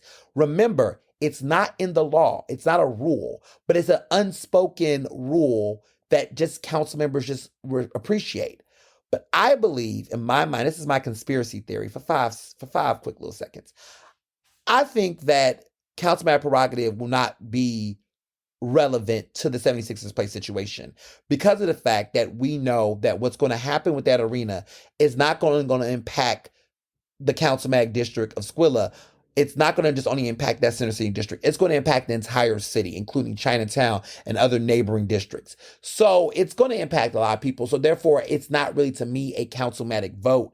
I mean, technically it's by law, but like, I hope that they don't put it up because I think you'll see a situation where there will be council members who will not vote in favor of it because they do not support the initiative. And as a result, Squilla might have a little egg on his face that he'll see his own colleagues not support something in his own district because they see the implications being bigger than that. And so in this regard, I can also see, a conversation happening where, in many ways, council, if council had to vote on it, they did. But in this regard, that's irrelevant. The mayor made the decision to put resources in that district to do it. She doesn't have to respect councilman practice. She made her own executive order where she want to do, she can. And let's be clear, if she would have advised, the mayor, I mean, city councilman Jeffrey Young, who I don't think is in favor of this triage center at all, he acts like he's not because he's not being asked for permission, or he wasn't asked or given the advice, or not asked, but given the information. This is what he was going to do. We all know what this is going to be. Politicians are into quid pro quo, period. Most likely, it was going to be if I scratch your back, you scratch mine. He was going to likely, again, I'm speculating here. I cannot confirm this or deny it. But I would have predicted that in that situation, just knowing how politics work, if the mayor would have told him this was happening, two things would have went down. He would have most likely, because he's a politician, this is politicking 101, would have said, look, you're going to do this in my district. My residents are going to be pissed off. What are you going to give me so I can back you on this in my district? And she was probably going to be like, I don't need to give you no political favors because at the end of the day, I don't need your input on this because I'm the mayor. And quite frankly, I don't really care if you like it or don't like it because it's going to happen. So I actually need you to smooth nothing over. I got this. I think because of the fact that he didn't get a kickback or any privilege, I think in my mind, I could speculate. And because, again, this is all speculatory right now. This is my opinion. This is my interpretation. But I can sense a sense of saltiness that perhaps because there was no kickback afforded to him, that in so many different ways, he's now, his supporting his residents and playing into the politics of my residents are not here for this. They're upset. They're blah, blah, blah, to try to put pressure on the mayor to change her mind. She's not going to, because there's no collective consensus on the residents to figure out, well, what would you want it to be or how would you want it done? This is how you secede power to a higher authority.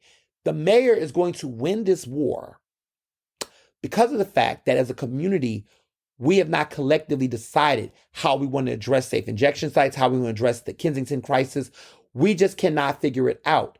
And so in a situation where the public and members and people cannot figure it out, that is when leadership steps in.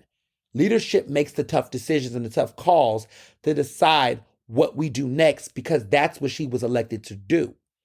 And when people are confused or in battle with cowardice, a leader like the mayor steps in to do the things that need to be done.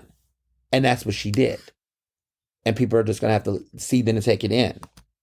So, people say it's a lot of, bad communication. I don't think it's bad communication. I don't think that this is strategic. I just think that the public needs to be more politically aware That it is, yes, it's easy for you to act like, oh, the park commissioners don't know what they're doing. They're not telling people things. If you've ever really studied Philly politics, I get why she's not telling everybody everything. Because there's some haters in the midst. There are people that will want to kill something before it even gets to touch. Before we even know how this triage center will work, here we already have people quick to say no and shut it down on the basis of the mayor didn't call me. So your ego is bruised. You got sunned, and now you feel some type of way. Now you're bothered because you don't get to taunt your little title, and you don't get to, demand things on the side for your own political agenda that does not seem to be in line with what she's trying to do as the mayor. That's just the facts of it. That's where the saltiness come from. And so I'm not surprised by what I've been hearing and what I've been sensing lately. But there's been some other things happening in Philly politics. And goodness gracious, did not see this one coming.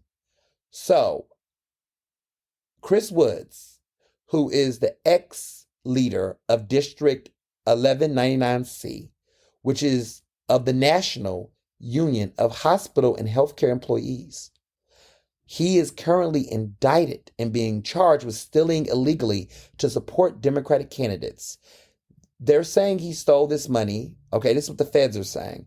They illegally supported candidates in the May 2019 Democratic primary with union funds, which is illegal.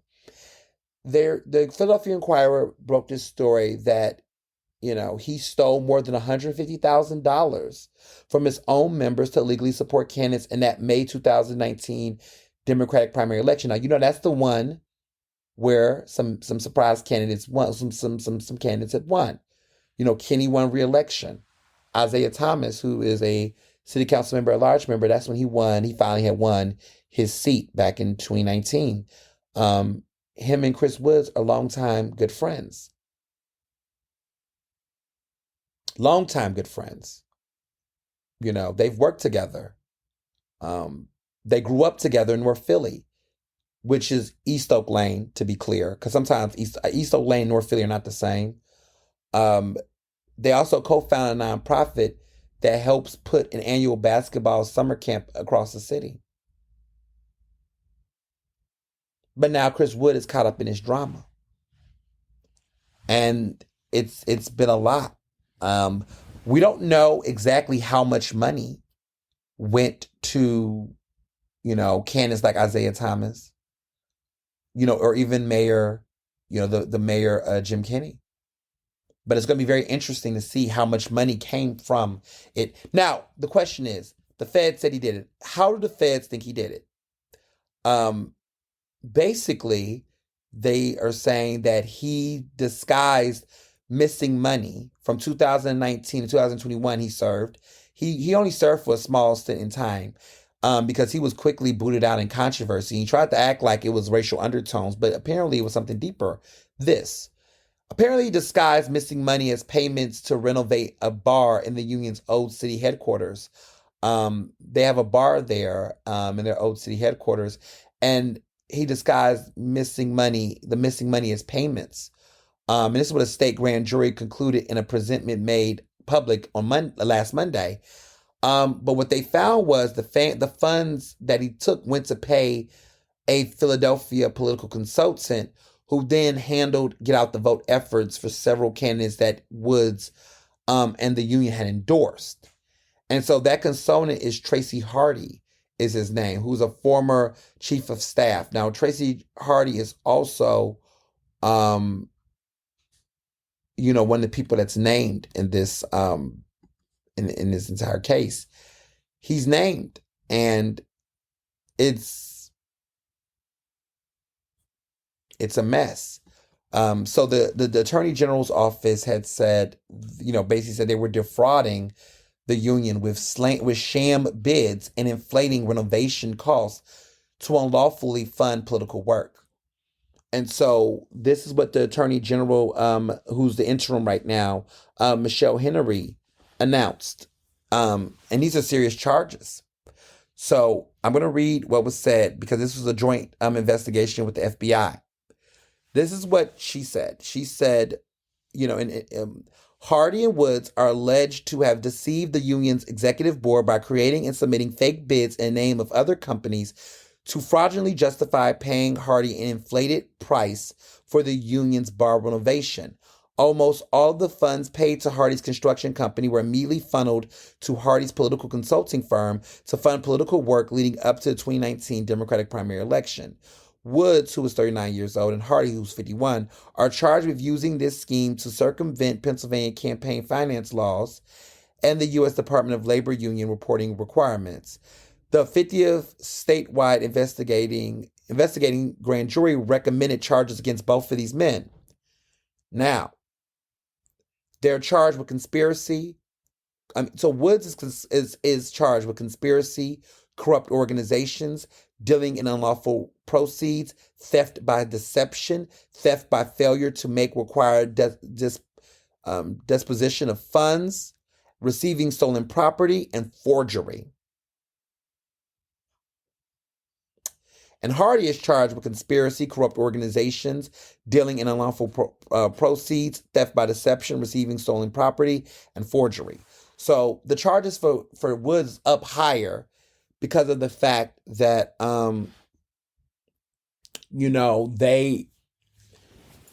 it's basically this was just a sham operation, and there was I looked into the indictment or the presentment of the charges, and I read them, and it's messy because basically Woods hired Hardy, who created this Manny Young Construction and Development Corporation, to renovate the bar. They did that March of 2019 before the money, and apparently Woods he worked to secure a $140,000 contract from the union, rigging bids and submitting fraudulent, more expensive estimates. So basically, I'm going to try to make this in a very there's sophisticated details in this crime, but it's a very simple way to describe it. I'm going to describe it the best way for an everyday person to understand what the hell they're being accused of. So basically, Woods, his headquarters has a bar. The bar needed renovations. Because they're a union, what Woods did was there had to be a bid for contractors to work on it. They're saying that he created these fake ass bids that had fake ass estimates, like ridiculous ass amounts, so that he could get his union, who I guess did not review these bids, looked at these bids, saw the bids as they didn't know who, what, whatever, but the bids were expensive. And so there was a bid by a company called Manny Young Construction Development Corp, which had a cheaper rate. So that rate was $140,000. So the union thinking, okay, we're got a contract to fix our bar. We want to get our bar fixed. Let's do, let's pay them $140,000. So they got the Manioc Construction and Development Corp, which was his friend Hardy's little business that he had just started months before this money. This was March 2019. Remember, this money went out for the May 2019 primaries. So basically, he created a fake ass company, allegedly, to basically try to get renovations. A brand new company formulated within months, out of nowhere, get this $140,000 contract, off the jump. That's unheard of, right? That's kind of weird. Why would this company get it? And they just formulated. Do they have a background record in renovating? Do they have a history in doing these services? It's kind of suspect off the jump. But this contract was had a lower bid, and it was a black owned, and so it gets the money. The moment allegedly that Hardy gets this money, right? He gets the contract to renovate it. He takes his money and immediately begins to funnel it through his consulting firm, and through his consulting firm that he owns, he uses that money to start funneling money to candidates and giving them money for their races. We don't really know exactly how much money certain candidates got for their races. But what's going to be really interesting, right, is that if these candidates knew what was going on, if they were made aware, they could be liable to criminal charges as well. Were they a part of this conspiracy, allegedly, right? There could be some, other criminal charges that might be brought up. The attorney that's representing him, one of them is Keir Bradford Gray, who's representing them. which I had a side eye moment to because I was just kind of like, but you got to remember that I believe Chris Woods was one of the recent, Chris Woods have, since his departure from 1199C, when he was pretty much, arguably ousted he only served for 2 years, but he was ousted very quickly with issues with them back in 2021. I remember that because it was during my honeymoon that I remember seeing a headline and he was no longer in the role. And I was like, what happened to this union leader? Like, this dude was the man at one point, now he's not. But it's just very interesting how stuff goes down. And I'm just saying, man, Isaiah, that was his dude. And it's like, I just hope that, Isaiah didn't know anything about this and that he's shocked. And, I just hope that, other candidates and people who got that money didn't know what was going on and just really stayed out of it. But it's very, is stay woke. Stay woke. I'll just leave it at that. So, speaking of staying woke, DJ Akademiks has found himself in hot water again. This time it's gotten serious. The roosters have come to roost.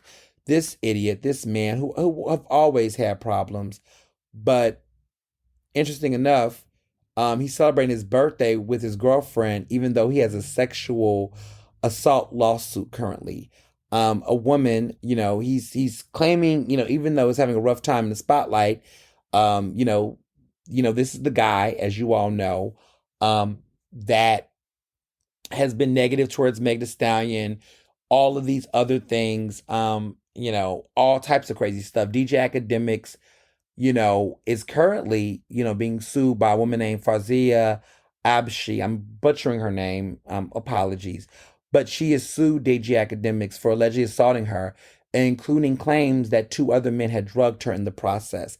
And what's crazy is that DJ Akademiks is 33 years old. I did not even know he was around my age, which is wild. 33 years old. He just celebrated his 33rd birthday. But he recently celebrated with his girlfriend. He was posted on Instagram, basically just living his best life, even though this has happened.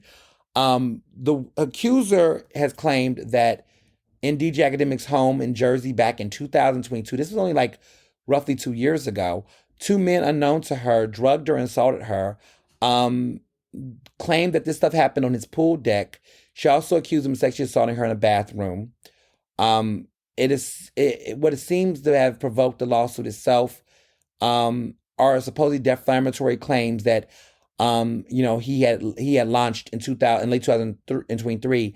He claimed that he was sleeping while 2 men had a consensual orgy with her, which was not true. And apparently this is what sparked it. She is suing him for defamation and other things.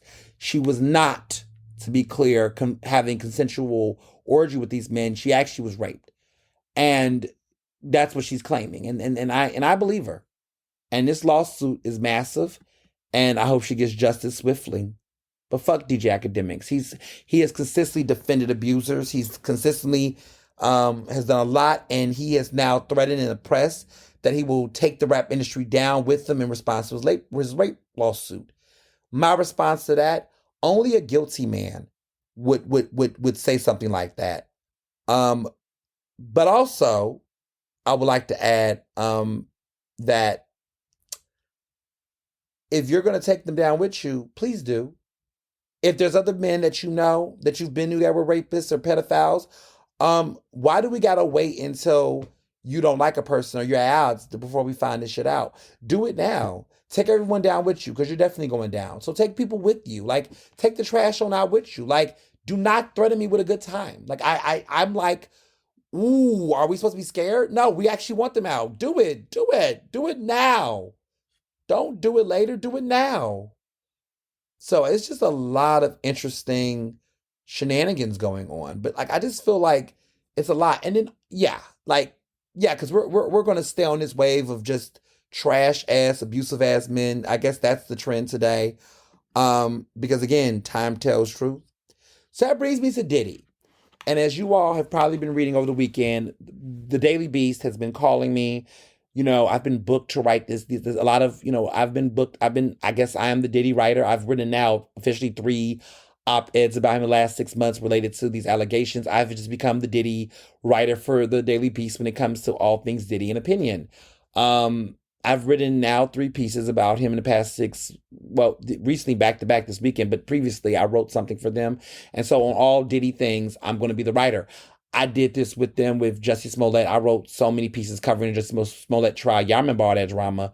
And, I've had a series of moments where I've become the on beat, columnist for a particular saga. So I guess I'm that for Diddy now. Which I'm proud to do. Because, having the ability to inform people, enlighten people about how messed up this man is, and just to be a black man to stand up for victims, regardless of women, like, why not? Yes, hire me. Let me be the voice to tell you all why Diddy's a piece of shit. Like, stop putting black women through the labor to have to be the ones to only do it, or survivors to have to do it. Other people have to step up and speak out. So I have no shame. I am 100% down with the fact that Diddy is going down. So this week, where do I start? The fact is, okay, on Friday, the watershed bombshell video of 2016 showing Diddy assaulting Cassie at a hotel in Los Angeles in March. I remember reading very vividly her entire lawsuit, her entire dispute. It was long. It was graphic. And when I saw the video, I immediately was like, "Yep, I know what this is reference to." And I was right. Like, the reference in her lawsuit, her civil suit that she had settled with him, described this incident very vividly. And the video literally conveyed it. And also, knowing that we know about the video, we also now have the context behind what happened. So he punched her in the eye. It was an abusive fight they had. When he was asleep, she tried to sneak out of the hotel and just leave. She had a hoodie on. She was trying to leave him. And he ran out with a towel wrapped around him, because I imagine he was naked in the bed sleep.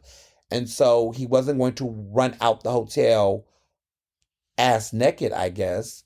So he had a towel wrapped on him, and he ran out to get her, and he's kicking her. He's grabbing her. He's pulling on her. I mean, it's just graphic. It's horrible. He's throwing a vase. He's smashing furniture. He's angry. He's a fucking monster in the damn video.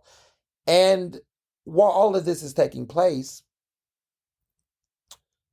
he's dragging her to the hotel room, and you're just thinking to yourself, if this is what we saw, everything else, like, I always believed Cassie, but so many people kept trying to, I don't know, I don't see nothing. Now you can't unsee it. And we do this every time with victims. Like, we have to see this quote unquote proof.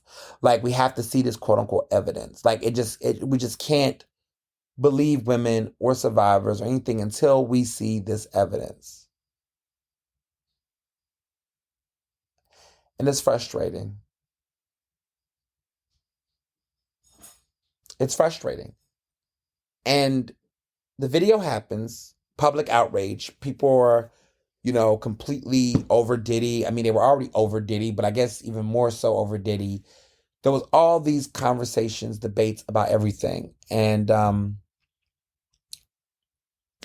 I guess what ends up happening in the process of this is that while all this is going on with Diddy and all the criticism and all the backlash, we're all trying to figure out how is Cassie feeling. I'm thinking, how is Cassie reacting to this? Sunday, Diddy does a video. It looks like he's on an island, maybe on a patio, but he does a selfie type video. And he apologizes. He does not name Cassie specifically. He doesn't name her. He doesn't directly apologize to her. It appears he's apologizing to the public that he's let down. He, says he's not asking for no one's sympathy or pity or anything. What he did was reprehensible. He takes full responsibility. He talks about how he's in this dark place. He was in this dark place at the time. Mind you, this is 8 years ago. So he's like, this was a dark place. There can be no criminal charges against him. Statute of limitations are over.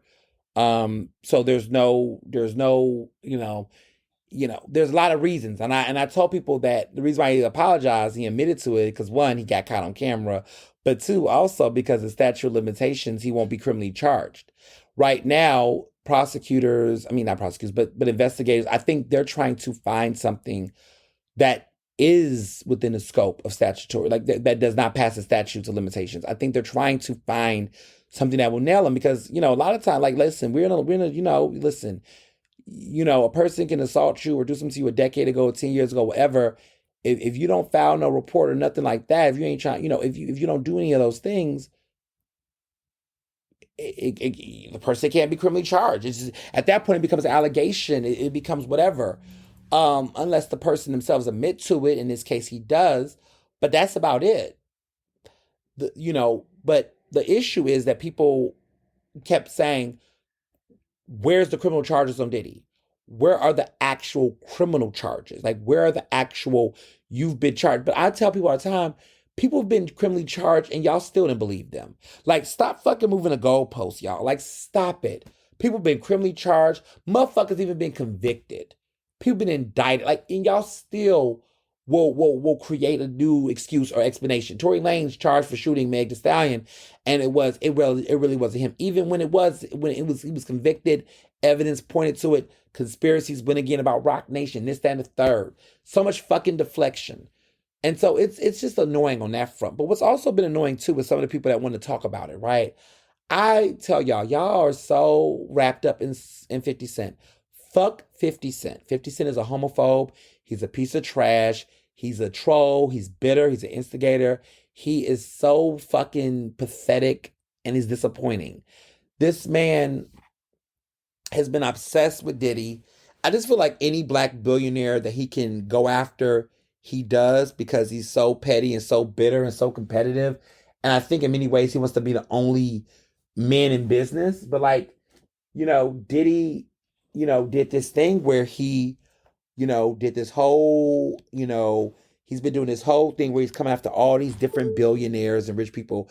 So like he's been talking about Diddy, and then he's been doing this thing like, notice Jay-Z's been hiding and not around. It's like Jay-Z has not been hiding at all.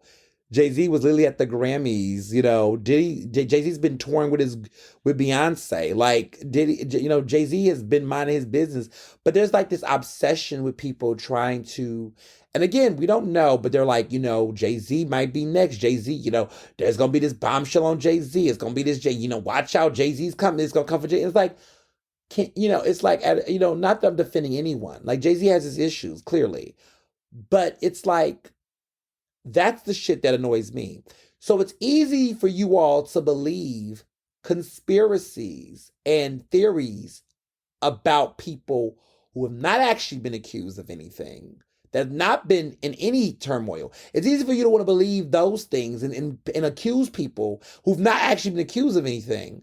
But people who've actually been accused have had lawsuits and settlements and shit thrown at them for shit. Oh, those people, we're giving them the benefit of the doubt. We're trying to act like they're trying to buy NBC and all these. We're trying to create these, like, we're trying to do that for them. Yeah, okay. I just think we need to look at the source. And 50 Cent got all this mouth because he wants to deflect attention off himself. 50 Cent, when his baby mamas accused him of being forceful and abusive towards her. So, like, now what? So yeah, all these men, I just don't take them seriously. And I mean, even Kendrick Lamar, like, yes, his diss track is cute, OV ho, yeah, yeah, yeah. But let's also keep it 100 about Kendrick in a certain regard, right? He's got all this mouth about Drake and, teasing about talking to minors and shit. It wasn't until you had your own personal beef with him that you decided to speak out. You're no advocate for women that's abused. You had Kodak Black on your fucking album last year, and it was, and a lot of people expressed their disappointment, and you tried to act like, oh, this cancel culture shit, yada yada yada, right? Like Kendrick is no saint. Kendrick is no no advocate for women and stand up against abuse. Like, fuck out of here. He's got his own allegations towards him. I mean, there's been mudslinging across the board. I just really feel like none of these men in hip hop, or any of these men actually, none of them, I feel like, even if they're not, abusers themselves, they're bystanders and complicit within that system. And so I don't really like any of them. A lot of the men in hip hop right now, for the most part, I mean, I just don't trust them. I don't really take them seriously when it comes to these issues, because if they're not okay. So Drake is in your camp doing it, but there's people in your camp that's done things like, all of these men are either doing the shit themselves or around people that do, and so it's just kind of like the pot calling and kettle black. So I really can't even really rock with them and act like they're doing anything more than something that's self-serving. Kendrick, has two of his diss records are in the top three of Billboard right now. Like, this guy has made a lot of money and a lot of buzz for himself going after Drake when it's convenient. And what's kind of annoying is like these little shots, these little plugs, is making light in a way of things that are like actually fucked up.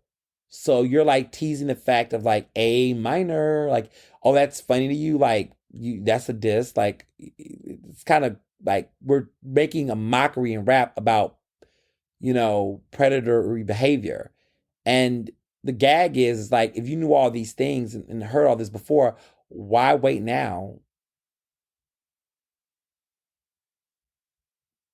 Yeah. Okay. Moving along to, I guess, lighter fare, but also very sad fare. The streets are talking. Red Lobsters is bankrupt. They're closing down Red Lobsters all over the country. Apparently, there's a couple that's still left in Pennsylvania, but get it while it's going, because it's going. It's going down. It's going down. There's a lot of talk, man. It's getting rough out here for chain restaurants. Chili's is not shutting down all their locations. They're not shutting, anything. That was a rumor. There was some people that said Chili's confirmed its closed doors for good with definitive statements, but I'm just trying to figure out, who's telling the truth, who's not telling the truth. There was allegation that was persistent, stuff happening. There's been massive closings, happening. People are saying fast food is expensive. Applebee's and Chili's are moving in. Get it? Because of the fact they're collaborating, Chili's and Applebee's. And a lot of people were spreading rumors that, it was that they were going to close. But said that apparently they said the Texas-based chain shuttered its location in Baton Rouge back in March, but confirmation of the closure has only been made by a Chili's spokesperson. So there's been some permanent closures at some locations, but everybody is not closing every Chili's. And I think there was some speculations about that. But the chains are doing some different things. Things are getting high.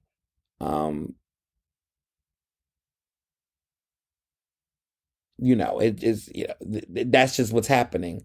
And so there's been some conversation. So Red Lobster is the big one. Red Lobster announced that it's going to be shutting down several places because they filed for bankruptcy. Red Lobster, as we know it, is pretty much gone. Now, the good news is Olive Garden, which is part of that Darden brand that we all love. We all love us some Olive Garden. Olive Garden is not going away. I mean, with the exception of someone like Joe Hamilton, who just kind of smirks, and just to Olive Garden. As somebody who appreciates the tour Italy and the impact it had on my life, the food, the tour de Italy entree, maybe you weren't eating the right dishes at Olive Garden. You should have had the tour of Italy. Just saying. Um, yeah, there's a lot of reasons why Red Lobsters got closed down. I think for starters, they just did too much trying to be competitive. They were doing too much. They were trying to, they did the unlimited seafood thing or whatever they had. They had these crazy drink specials. Too many y'all were eating cheddar biscuits and not really, asking for extra biscuits, but Y'all weren't tipping the waiters extra for giving extra biscuits. And so shit was just getting real crazy at Red Lobster. They were doing a lot to be competitive. I mean, they had commercials, so many commercials, and yet the commercials couldn't save the business. I just think that what's happening is that ever since the pandemic, and I think there has been lessons learned from the pandemic, and I think we're still learning from this pandemic about business practices and culture. I knew that a lot of things that we had before the pandemic was not going to thrive.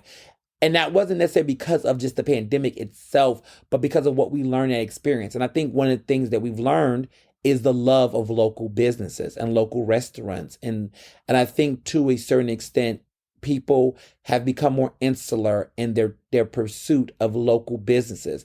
And people are also willing to spend a little bit more money to support a local business, whether it's a Black-owned business, whether it's a woman-owned business or both or whatever. There has been a bigger interest in homegrown love.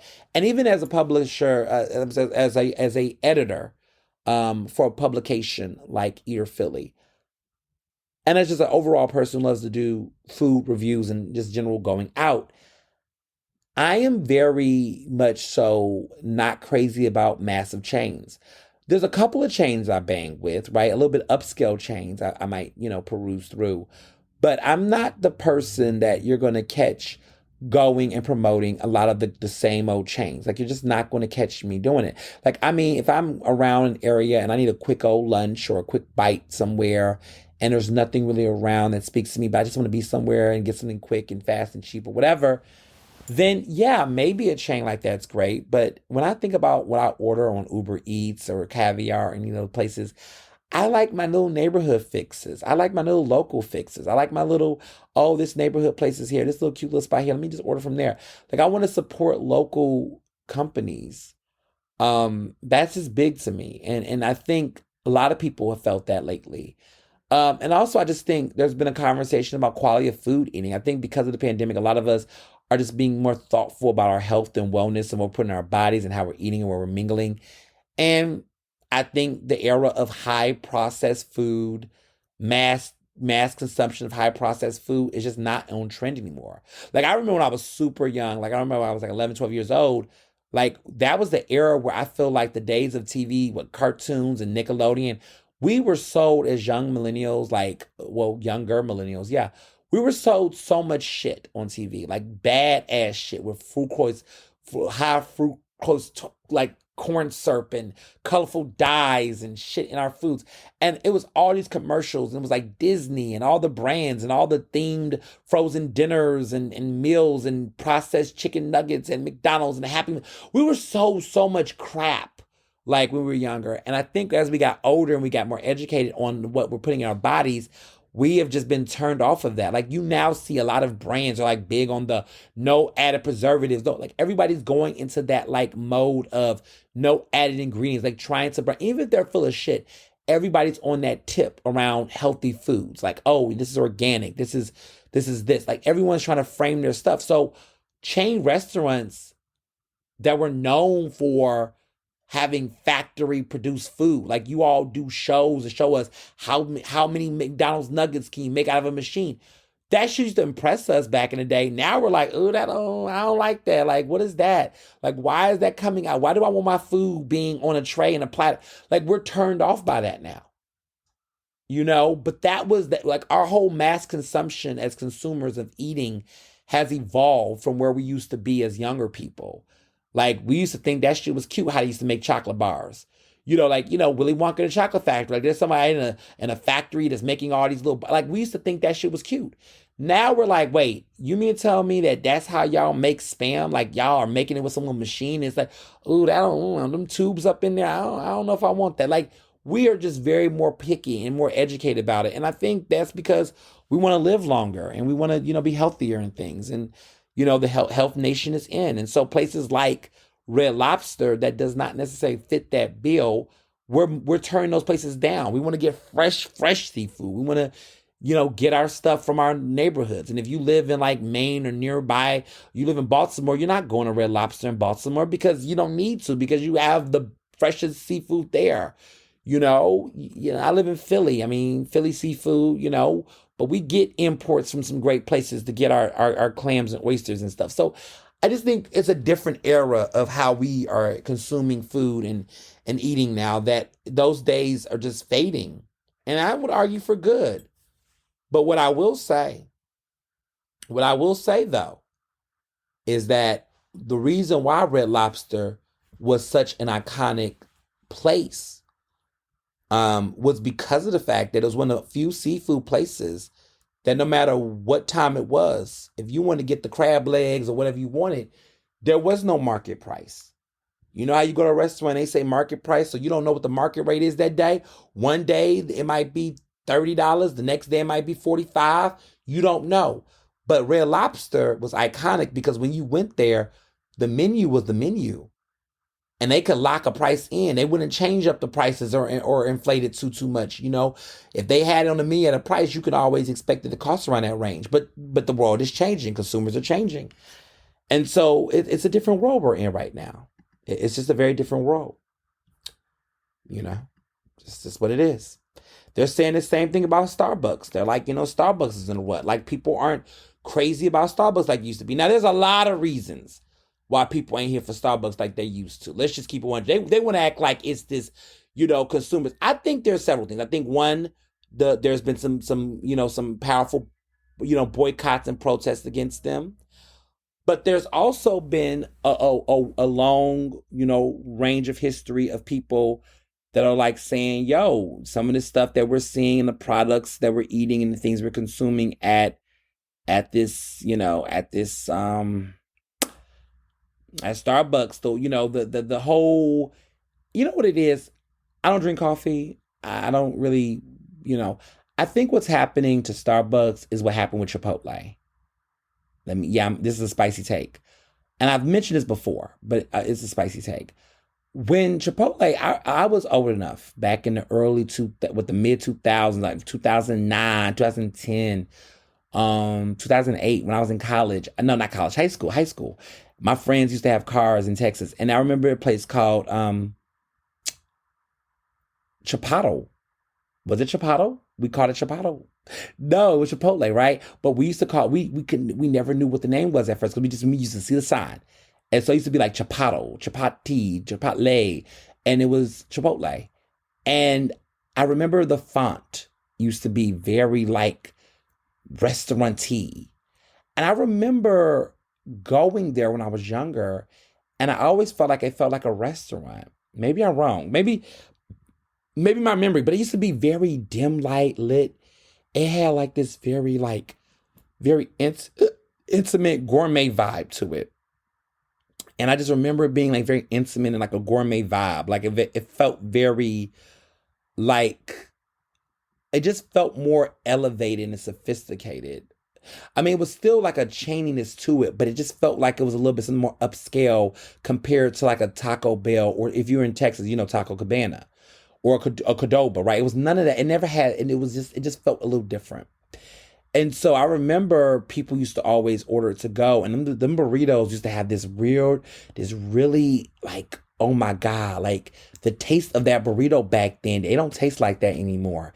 But the taste of that burrito back then used to just have a different taste. I just remember being like, oh, this is something expensive. This feels, these big ass burritos, like they used to be real big. I used to be like, whoa, this is something fancy. That's how Starbucks used to feel when I was younger. When I was younger, I remember Starbucks was like so trendy. People would go get their little Harry Potter books and they would go to Starbucks and they would get these little mochi fracco. I remember, and it was to be very niche. It was like so trendy.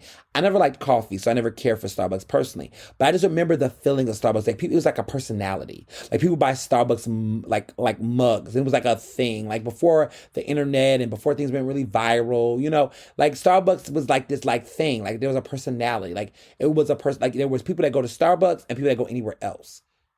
Now Starbucks has like Chipotle has become McDonald's. It's become so mainstream that it doesn't feel gourmet or exclusive anymore. And I think it's gotten so routine that it's just the magic is just not there. It's just kind of like, oh, it's the place everyone goes. Now going to Starbucks just feels lazy. It doesn't feel niche. It doesn't feel fun. You feel older. It's like such a Gen Xer thing to do. Like, oh, you're going to Starbucks. Okay, girl, whatever. Like older millennial thing. Like it does not have the same swag or coolness that it once had.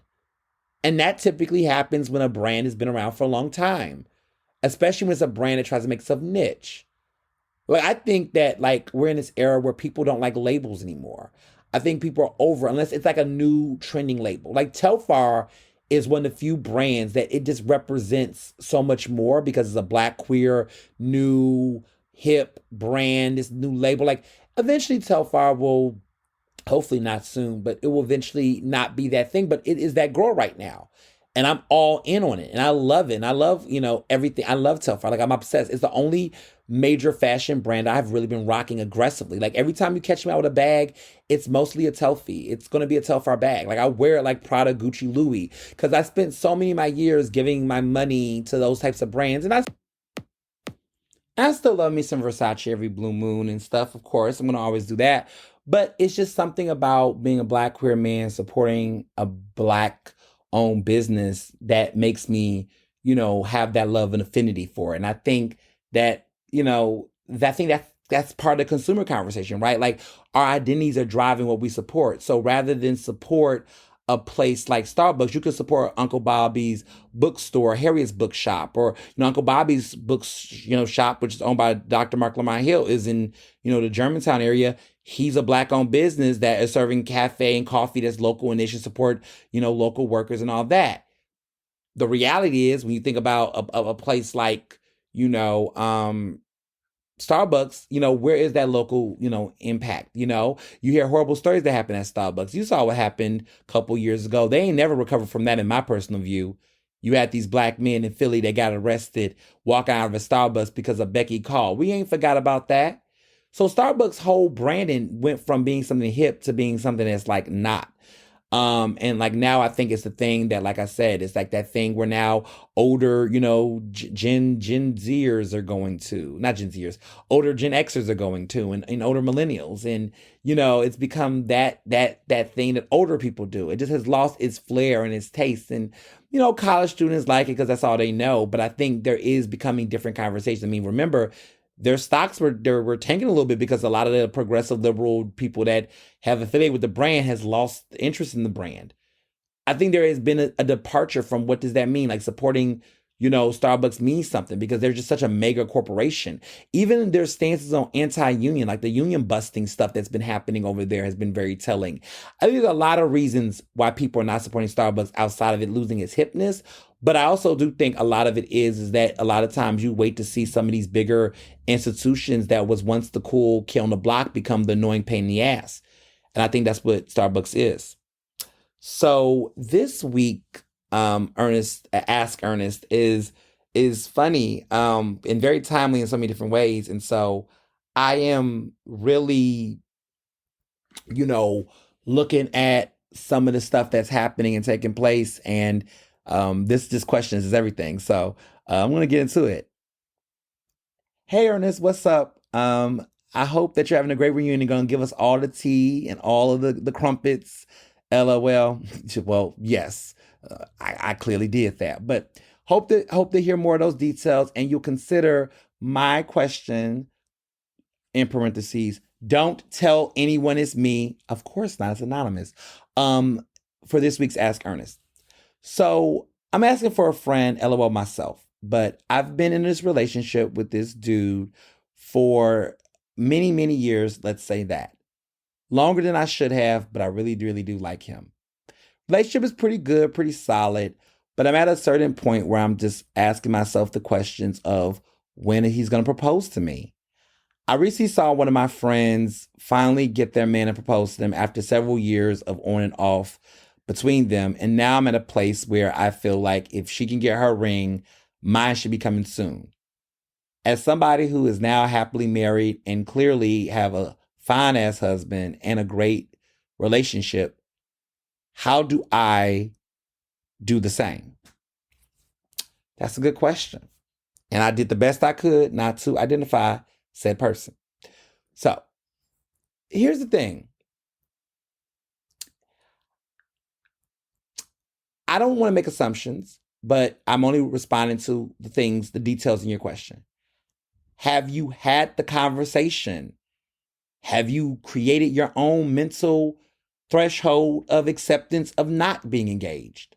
Translation, in your mind, have you came up with your own personal timeline, and are you going to stick with it in the event that it don't happen? I get a little worried about telling people to do that, but then again, like we are people and we do kind of like some level of organization. What I'm saying here is, first of all, the question I'm asking you, because I know you're listening, which is good, have you had this conversation with the person? Right now, I know in some ways people will assume and tell people all the time, well, a person should know when it's time. But sometimes, it gets weird. I will say that in my first 2 to 3 years, I was with Mr. Johnson when we were just dating. I mean, at that level, we was just like, it was like, yeah, like we really are like, we're in a relationship. This is a relationship. We done did some things and live with each other. We done what we doing? And it was just one of them conversations. And I said to him, I'll never forget, I said to him, well, listen, I'm ready when you're ready. So if you ask me to, in the words of my girl Celine Dion, I love that song. But my mindset was like, if you ask me to, whenever you ask me to, I will do it. And that's kind of how I framed it. Um, that's how I framed it. I said, if you ask me to, I will do it. So that was the way, I framed this entire situation. And when he was at the place where, he wanted to be the one to propose, which was awesome. He got the ring. I didn't even know I didn't even pick out the ring or nothing. He just got a ring with 7 studs, and it was a nice ass ring, and it was a perfect number. Everything was perfect about it. He knew where to propose to me at. He had told my family. He did all the things, and it was a perfect experience. Everything was marvelous. And again, it was no force. It was organic. It was natural. It was the right time in our relationship. At that point, we were 5 years in, and we were adjusting and things. And our relationship was a little different because, to be honest, if we were both adults, I would have did it with them. We would have probably done it much sooner, but we were both. I was getting out of school. He was still in school. All of the transitional things was happening. So it made sense when we did it, but it was the perfect time. Like, it was 2 years because he graduated in 2017 from Penn. So he proposed to me Christmas Eve of 2019. So it was 2 years of us living solidly together in a flow, in a working thing. After 3 years of just like, school and, all that kind of stuff going on. So that was, it worked. It was the perfect timing because at that point we knew each other. We knew each other, and we knew that we only wanted to be with each other. And that was clear. If you all at that point in a relationship and you feel like you're at that point in a relationship, and it sounds like you all are, then you didn't have that conversation. Just have the conversation. It's not a why won't you engage with me, but have the conversation about what's up with marriage. I would imagine you all did. And if you all did, and it has been a while since you did, I mean, circle back and just check in. And based on how he's responsive to it and he's responding and acting about it, that will tell you what you need to know about whether to keep this going or not. And if you feel like you're forcing something and it feels like you're walking on thin ice and you're tiptoeing, then you kind of already know the answer. I mean, no shade. Because if everything is good and you feel like everything is decent, then there should be no reason for you to feel like you have to walk on eggshells around this topic. So I would say first, before you make any assumptions or do anything sporadic or impulsive, have a conversation. Based on that conversation, let that conversation lead you to where you need to go next. Because let me be real with you. At a certain point when you've been with someone for so long, if they're not into marriage and that's what you're into and y'all not on the same wavelength with it, and that's something that's really important to you, then I don't want to say you want to stay in something forever, but either you're going to be down with not being, and that's it, married, or you just need to just go ahead and start making some decisions on how to transition because, you don't want to waste your time. Especially if it's something that you claim that you really, really care about. It's something that you want. And if he's not going to give it to you, don't beg. Don't beg. Because that's the mistake a lot of people make too.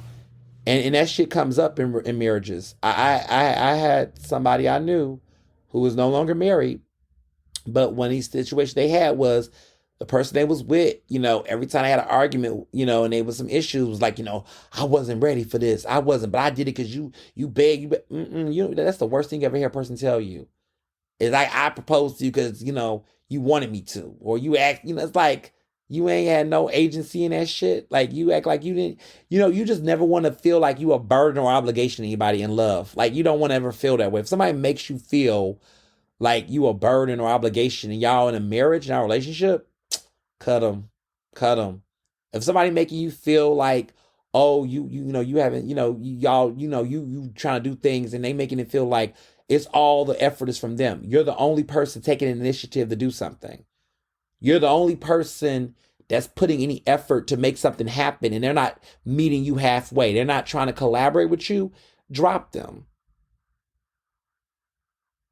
I have been in past relationships where it felt like I was the only person that was, making the effort, showing the expression, initiating anything. And that get old. That gets old. That gets old really fast. Like you just turn around, you be like, for real? Like you don't I'm a bad, I don't, like I was in a situation, oh my God. Like I just be looking at I look at the old days, what I call the bird era.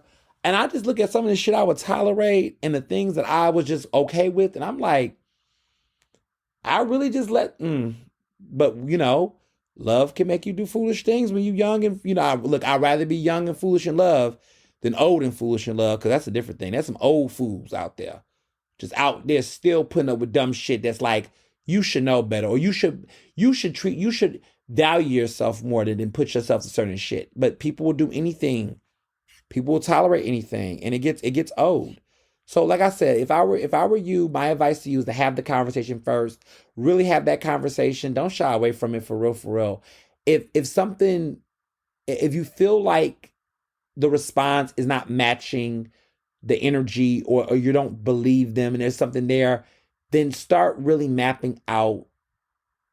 I guess I'll call it exit strategy, but start really creating that timeline in your head about what it will look like to begin to transition. I'm not saying fade off them immediately, but start having that in mind. Like, okay, what does this look like if this does not happen? Because in that point, it may not happen, and it might most likely won't happen. Because let me tell you something, when somebody want to marry you, when somebody really want to marry you, oh, trust me, they let it be known. Because anybody want to marry, because marriage ain't nothing you go into confused or half-ass about. There's certainty to marriage. Like when I was engaged, the whole time, both of us, I never had a question about it. Like I never, was like, are you nervous? No, I'm not nervous. Shit, yes. Like I never had any hesitancy, any doubts, any skeptic. Like let me be real with you. That's a natural experience. Like I know anybody who's feeling those things, I don't want to make you feel like, oh, you may not love the person. But let me be clear. There is a difference between any natural, just normal, nervousness at times about things in life or whatever. And there's a difference with just the whole feeling, just feeling like you done did a decision that you regret already, or you're having just real internal struggles, like knots in your stomach, like, oh my goodness, I'm going to do this. Oh, I got to do this. That kind of shit really, that feeling. That's the feeling where you shouldn't do it, child. My mother, I think, had those feelings with my father. And I think it was a different era.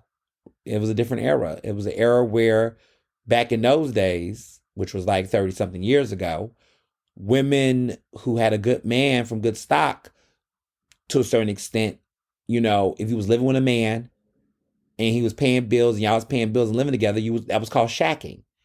And shacking, and a lot of people be out here shacking. But if you wasn't engaged or married to the person, but you was living with the person for that long, people began to say, excuse me, but you over here living like that ain't, they living in sin, as they would describe it. You married with somebody and, and we grew up Pentecostal back then and stuff. And so the mindset was, if you living with a person and things like that, you need to be getting married to them. And so that was the culture back then. So my mother was young. My father, who's deceased, he's deceased.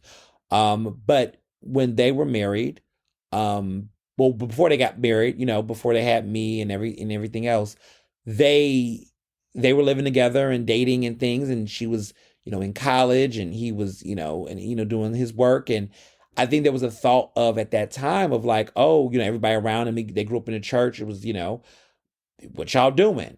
And so by default, there was just this, I got to get married because I can't have kids if I'm not married. I can't, as a woman, again, in that era, having kids, being an educated woman, having a kid out of wedlock, having a kid, having children and not being married, living with a man in a house and paying bills, and we ain't got no equity and no marriage. I mean, that was just frowned upon culturally. And some of you all, my fellow millennials, got parents and things. You ask your parents about that. Like nowadays, it's interesting, like how normalized it is to be in a world where, I mean, to a certain extent, like, hey, look, we dated, we had a baby, we ain't work out, I'm raising my kid, we co-parents. Like that's a thing. And marriage was never in the conversation and things like that. And that's become normalized society. Or women just having children just because they wanted children, and that's just what it was. Like it's become more normalized society. And I don't know. I mean, people will argue for better, for worse, and have their thoughts about that. I'm not going to go into that rabbit hole about all that. That's not what this is about on this episode of Ernest Speaking. But, at that time, if you did that, I mean, that shit happened. I mean, that's to be clear. Children were born without marriages, right? That always happened. But it was just a level of stigma and judgment and things. Even when I think about, like, when I was younger, when my parents got divorced, my mother kept my father's last name, which is my last name, for many, many, many, many, many, many years until she got remarried to my stepfather. But she still kept that name because of the fact that when she went to the school and she took me and my brothers to school, the names had to match. They'll still call her Mrs. Owens, even though she was no longer a Mrs. But there was a certain level of respectability that came with that the parents' names match. It'd be weird to come up to the school and say, my name is this, but my kid's name is this. And they got different last names. There was a stigma to that. And in some classes, in some societies, there's still stigma in certain sectors of society around that. So that's a thing. That's a thing. Like, the fact that Beyonce goes by Beyonce Knows Carter, but it's, she likes to do the Carter because Blue Ivy Carter, the Carters, like there's a thing, there's a culturalness and respectability to that. People love to slut shame Kim Kardashian West. But what I have told people is that, with all due respect, Kim Kardashian West was married to Kanye West, and all of her children are Wests. And so and even the Kardashians, even the Jenners, right? They were married. Those kids' names match with the kids' names. I'm just saying, there is still a respectability that's connected to that. And you see that in Hollywood. As much as people want to talk about, oh, Kim was with this person. Kim did all them things. Whatever. But there's something to be said that Kim is in a certain celebrity world bracket where all those kids got the names of the fathers. There's a certain level where she's considered still in that same, hierarchy in that society. There is something within the patriarchy that stands for that. So as much as people, there is still that in our society today. There is still that in our society today. But it is different in so many different ways. So look, if it's making you uncomfortable based on your upbringing and your understanding of society, have that conversation. And that's all I got on that. So this week with movies, I finally watched this movie that I've been wanting to watch for a minute, but I was just kind of like, I know how I felt about it. But The Idea of You with Anne Hathaway on Amazon Prime is so spicy. Oh, it was such a fun movie. Such a good movie. Just a really good film. And, I feel like a movie like that, if it would have came out in theaters, it would have not done well at the box office because people are not like in love with just regular movies nowadays. Every movie has to be over the top. Like no one just loves a good, simple, classic film. Like a movie like that with a celebrity, like a movie star. Like even movie stars aren't the same anymore. I kind of miss that. I kind of miss the days of like the glitz and glamour of like Hollywood movie stars, like like Renee Zellweger and Julia Roberts and like Leonardo DiCaprio, who's still relevant, but like like when the Hollywood girls, like Naomi Watts, like Charlize Theron, like these were big names, Sean Penn, Hollywood, y'all, like the real, Holly Berry, and they're still got careers. Like, don't get it twisted, but like I just remember where, Angelina Jolie and Brad Pitt, like when all of these people took over the conversation, like Hollywood's like real movie stars, box office films. Every film wasn't an action film. They could do rom-coms. Everybody would go see them because they were stars. Where are the fucking stars? We don't really have anybody. Like everybody talks about, Jennifer Lawrence. She had a moment. I ain't gonna give her that. Like Zendaya is like that girl now, I guess. But like we don't really have that many like movie stars anymore. And it kind of irks me. And so now that's what happens. They have to go on streaming. They have to do HBO Max shows and shit and movie specials because they can't get the cute little indie films out to be distributed in the theaters anymore because nobody wants to watch them. So they have to put it on streaming where they're big hits. So the idea of You is that beautiful film. It's an older woman who is hot as hell. Anne Hathaway is gorgeous in this film. And she has this nice little love affair trust with this younger guy. And it's like real hot and cute and fun. And like it's a great film. But like that's, like, yeah, it just reminded me of the good old days of film. Music wise, can we talk about Billie Eilish's new album? Her third album. I love it. I live for it. Hit Me Hard and Soft. It is the queer album of the year, okay? I don't care what anybody says. It is the queer album of the year. She is fully embracing her sexuality, herself. It's queer. It's sexy. It's a shorter album. I love how curated it is. It's like 11 songs, like 43 minutes. But let me tell you, it is a banger. I listened to it Friday night like 3 times back to back. And she's just leans into her weirdness, her sexuality, her beauty, her vulnerability. She returns to the girl that I was, which I love because basically for fans, and listen, I was a fan of I love all of her albums. Her 3 albums have been great. But her first debut album, When We All Fall Asleep, Where Do We Go? Was a great album. Live for that album. Her second album went into this very different, more hip, swing, relaxed, modern vibe. She went blonde. Everything was blonde. Everything was a certain way. But she's got the black hair again. She's giving a whole different energy and flair. Like it's that album, but more mature and sexual. The first album, that's the one who won her album of the year. That's the one where she made history and won all 4 of the general categories at once, and she was a record breaker. Like that, Billie Eilish is back, but more supreme and more mature, and she grew up with us, and we grew up with her. Oh, I love her, and I love her album. And as a result, I must say, and I'm going to say it now, album of the year is going to be between Beyonce, 22-year-old Billie Eilish, and 42-year-old Beyonce. It's going to be Cowboy Carter versus Hit Me Hard and Soft at the Grammys. And I always tell people don't sleep on Billie Eilish, and I said that earlier. And now I feel like I don't want to eat my words for lunch, which is one of her songs.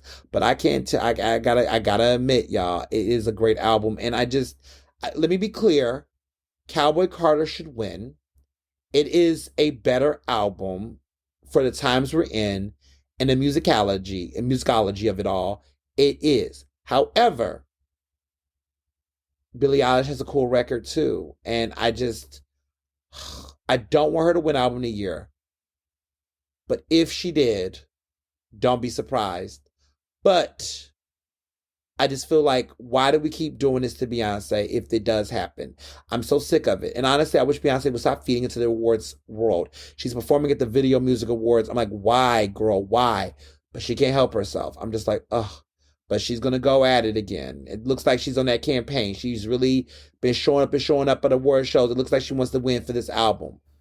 Because this would be her 5th consecutive, well, would this be her 5th, well, not consecutive, her 5th album year nomination?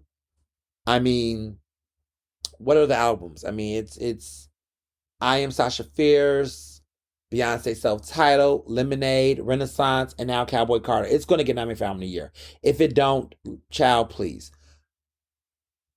Beyonce's last three albums consecutively, her last three consecutive albums have been nominated for Album of the Year. Like, it's almost like you expect them to be nominated. They're so superior. It's at the point that, like, how many albums does Beyonce have at this point? She has 7 albums, 8 albums, 8 studio albums solo. And 5 out of 8 of her albums have been nominated for Album of the Year. I'm counting Cowboy Carter early, y'all. I'm doing the most. The albums that were not was Dangerously in Love, B-Day, and 4. Those were not nominated for Album of the Year. But the other ones have been. And so it's going to be interesting to see how it plays out. Meanwhile, Billie Eilish, she's 1 to 2. Her first album won Album of the Year. Her second one was nominated. Her third one is going to get nominated too. She's got 3 albums that's nominated for Album of the Year consecutively. It's like the only artist who has done the same but has actually done it longer has been Kendrick Lamar. Like, every Kendrick Lamar album has been nominated for Album of the Year.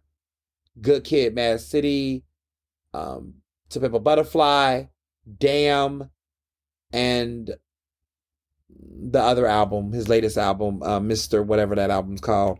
I was very disappointed with it that I actually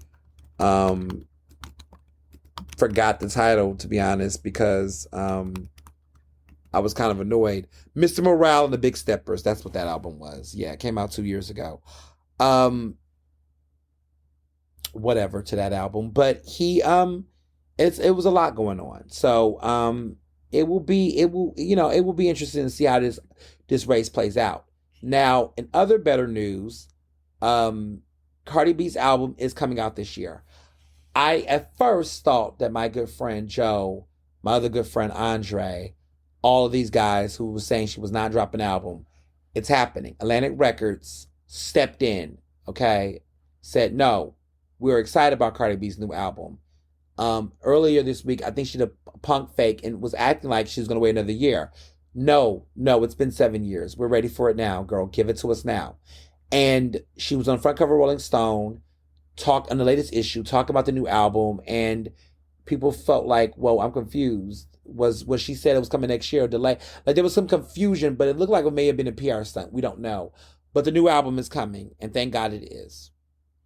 And then, as far as TV goes, the finale of Summer House Martha Vineyard just happened. Quite the finale. I won't give into all the details. But I also heard some interesting things, is that Amir is on the show.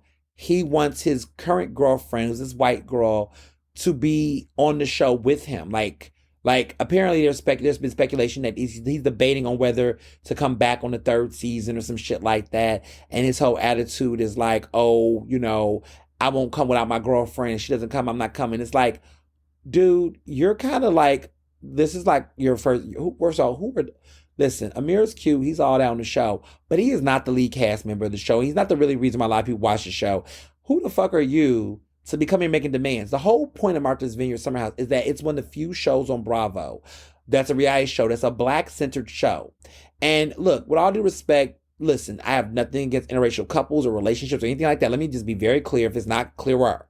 But at a certain point, you have to recognize, if you're in an interracial relationship and you're the white person in a relationship, right? You got to recognize that when you decide to be in this relationship, that there's always a fucked up double standard. That the double standard is that oftentimes Black people or any person of color that's in that relationship, it has to consider the impact of your presence in their spaces as much as you have to compare the impact in theirs. What I mean is that I have seen so many interracial relationships where oftentimes the Black person feels like they have to make a statement, make a point, have to, integrate their lover into the space in so many different ways to make a statement or to challenge whatever, because either the white person in the relationship's feelings are hurt or they feel excluded or some type of way, without recognizing that sometimes affirmation groups and affirming groups are groups where sometimes people, it's not saying you can't come, you can't always be around, but should you be centered? Should your demands or your desires be centered in that space amongst the friends in the group? And I think there are some people in relationships that recognize that they're in relationships that recognize, like, there are times where, as a white person, and I'm not about myself, but they're recognizing this, that, hey, if this person is doing this event with their, fraternity or their organization or something, there's sometimes where there's space for me to be present and be supportive or show up. And there's sometimes where, look, this is the thing that they're doing and this is the way that they're engaging in their community and their culture. And, like, hey, it's not about me and about why I'm not there and things. I remember years ago, I had a friend. I used to have a friend. We're not friends anymore, but this was a white person, and they were cool at a certain point, but then, and this was when I was at Penn, actually.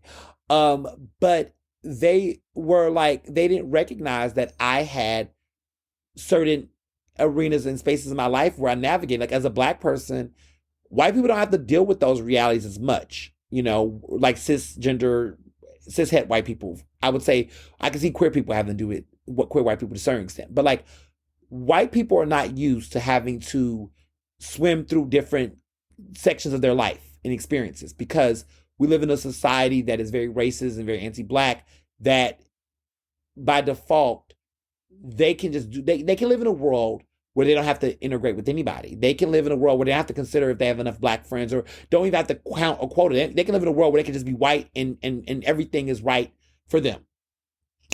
But for, Black people and people of color in general, a lot of folks, especially Black people, we have to navigate different networks in our worlds because we recognize that every space is not there. Recently I went to an outing with some friends, and there was a person at the table who was not Black.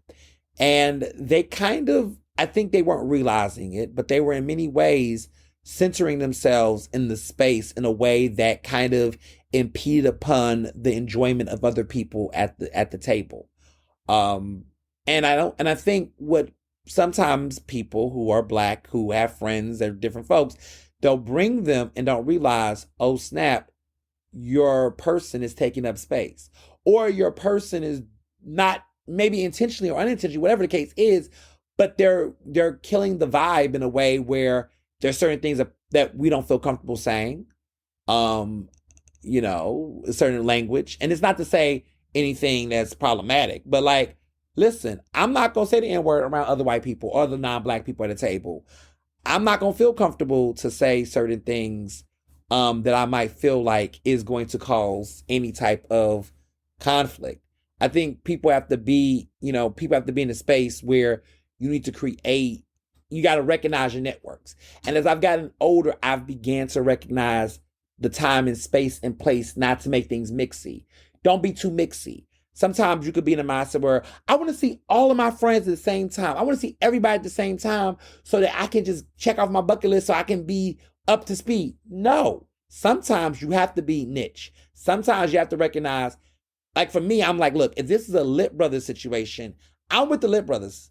We got our own little conversation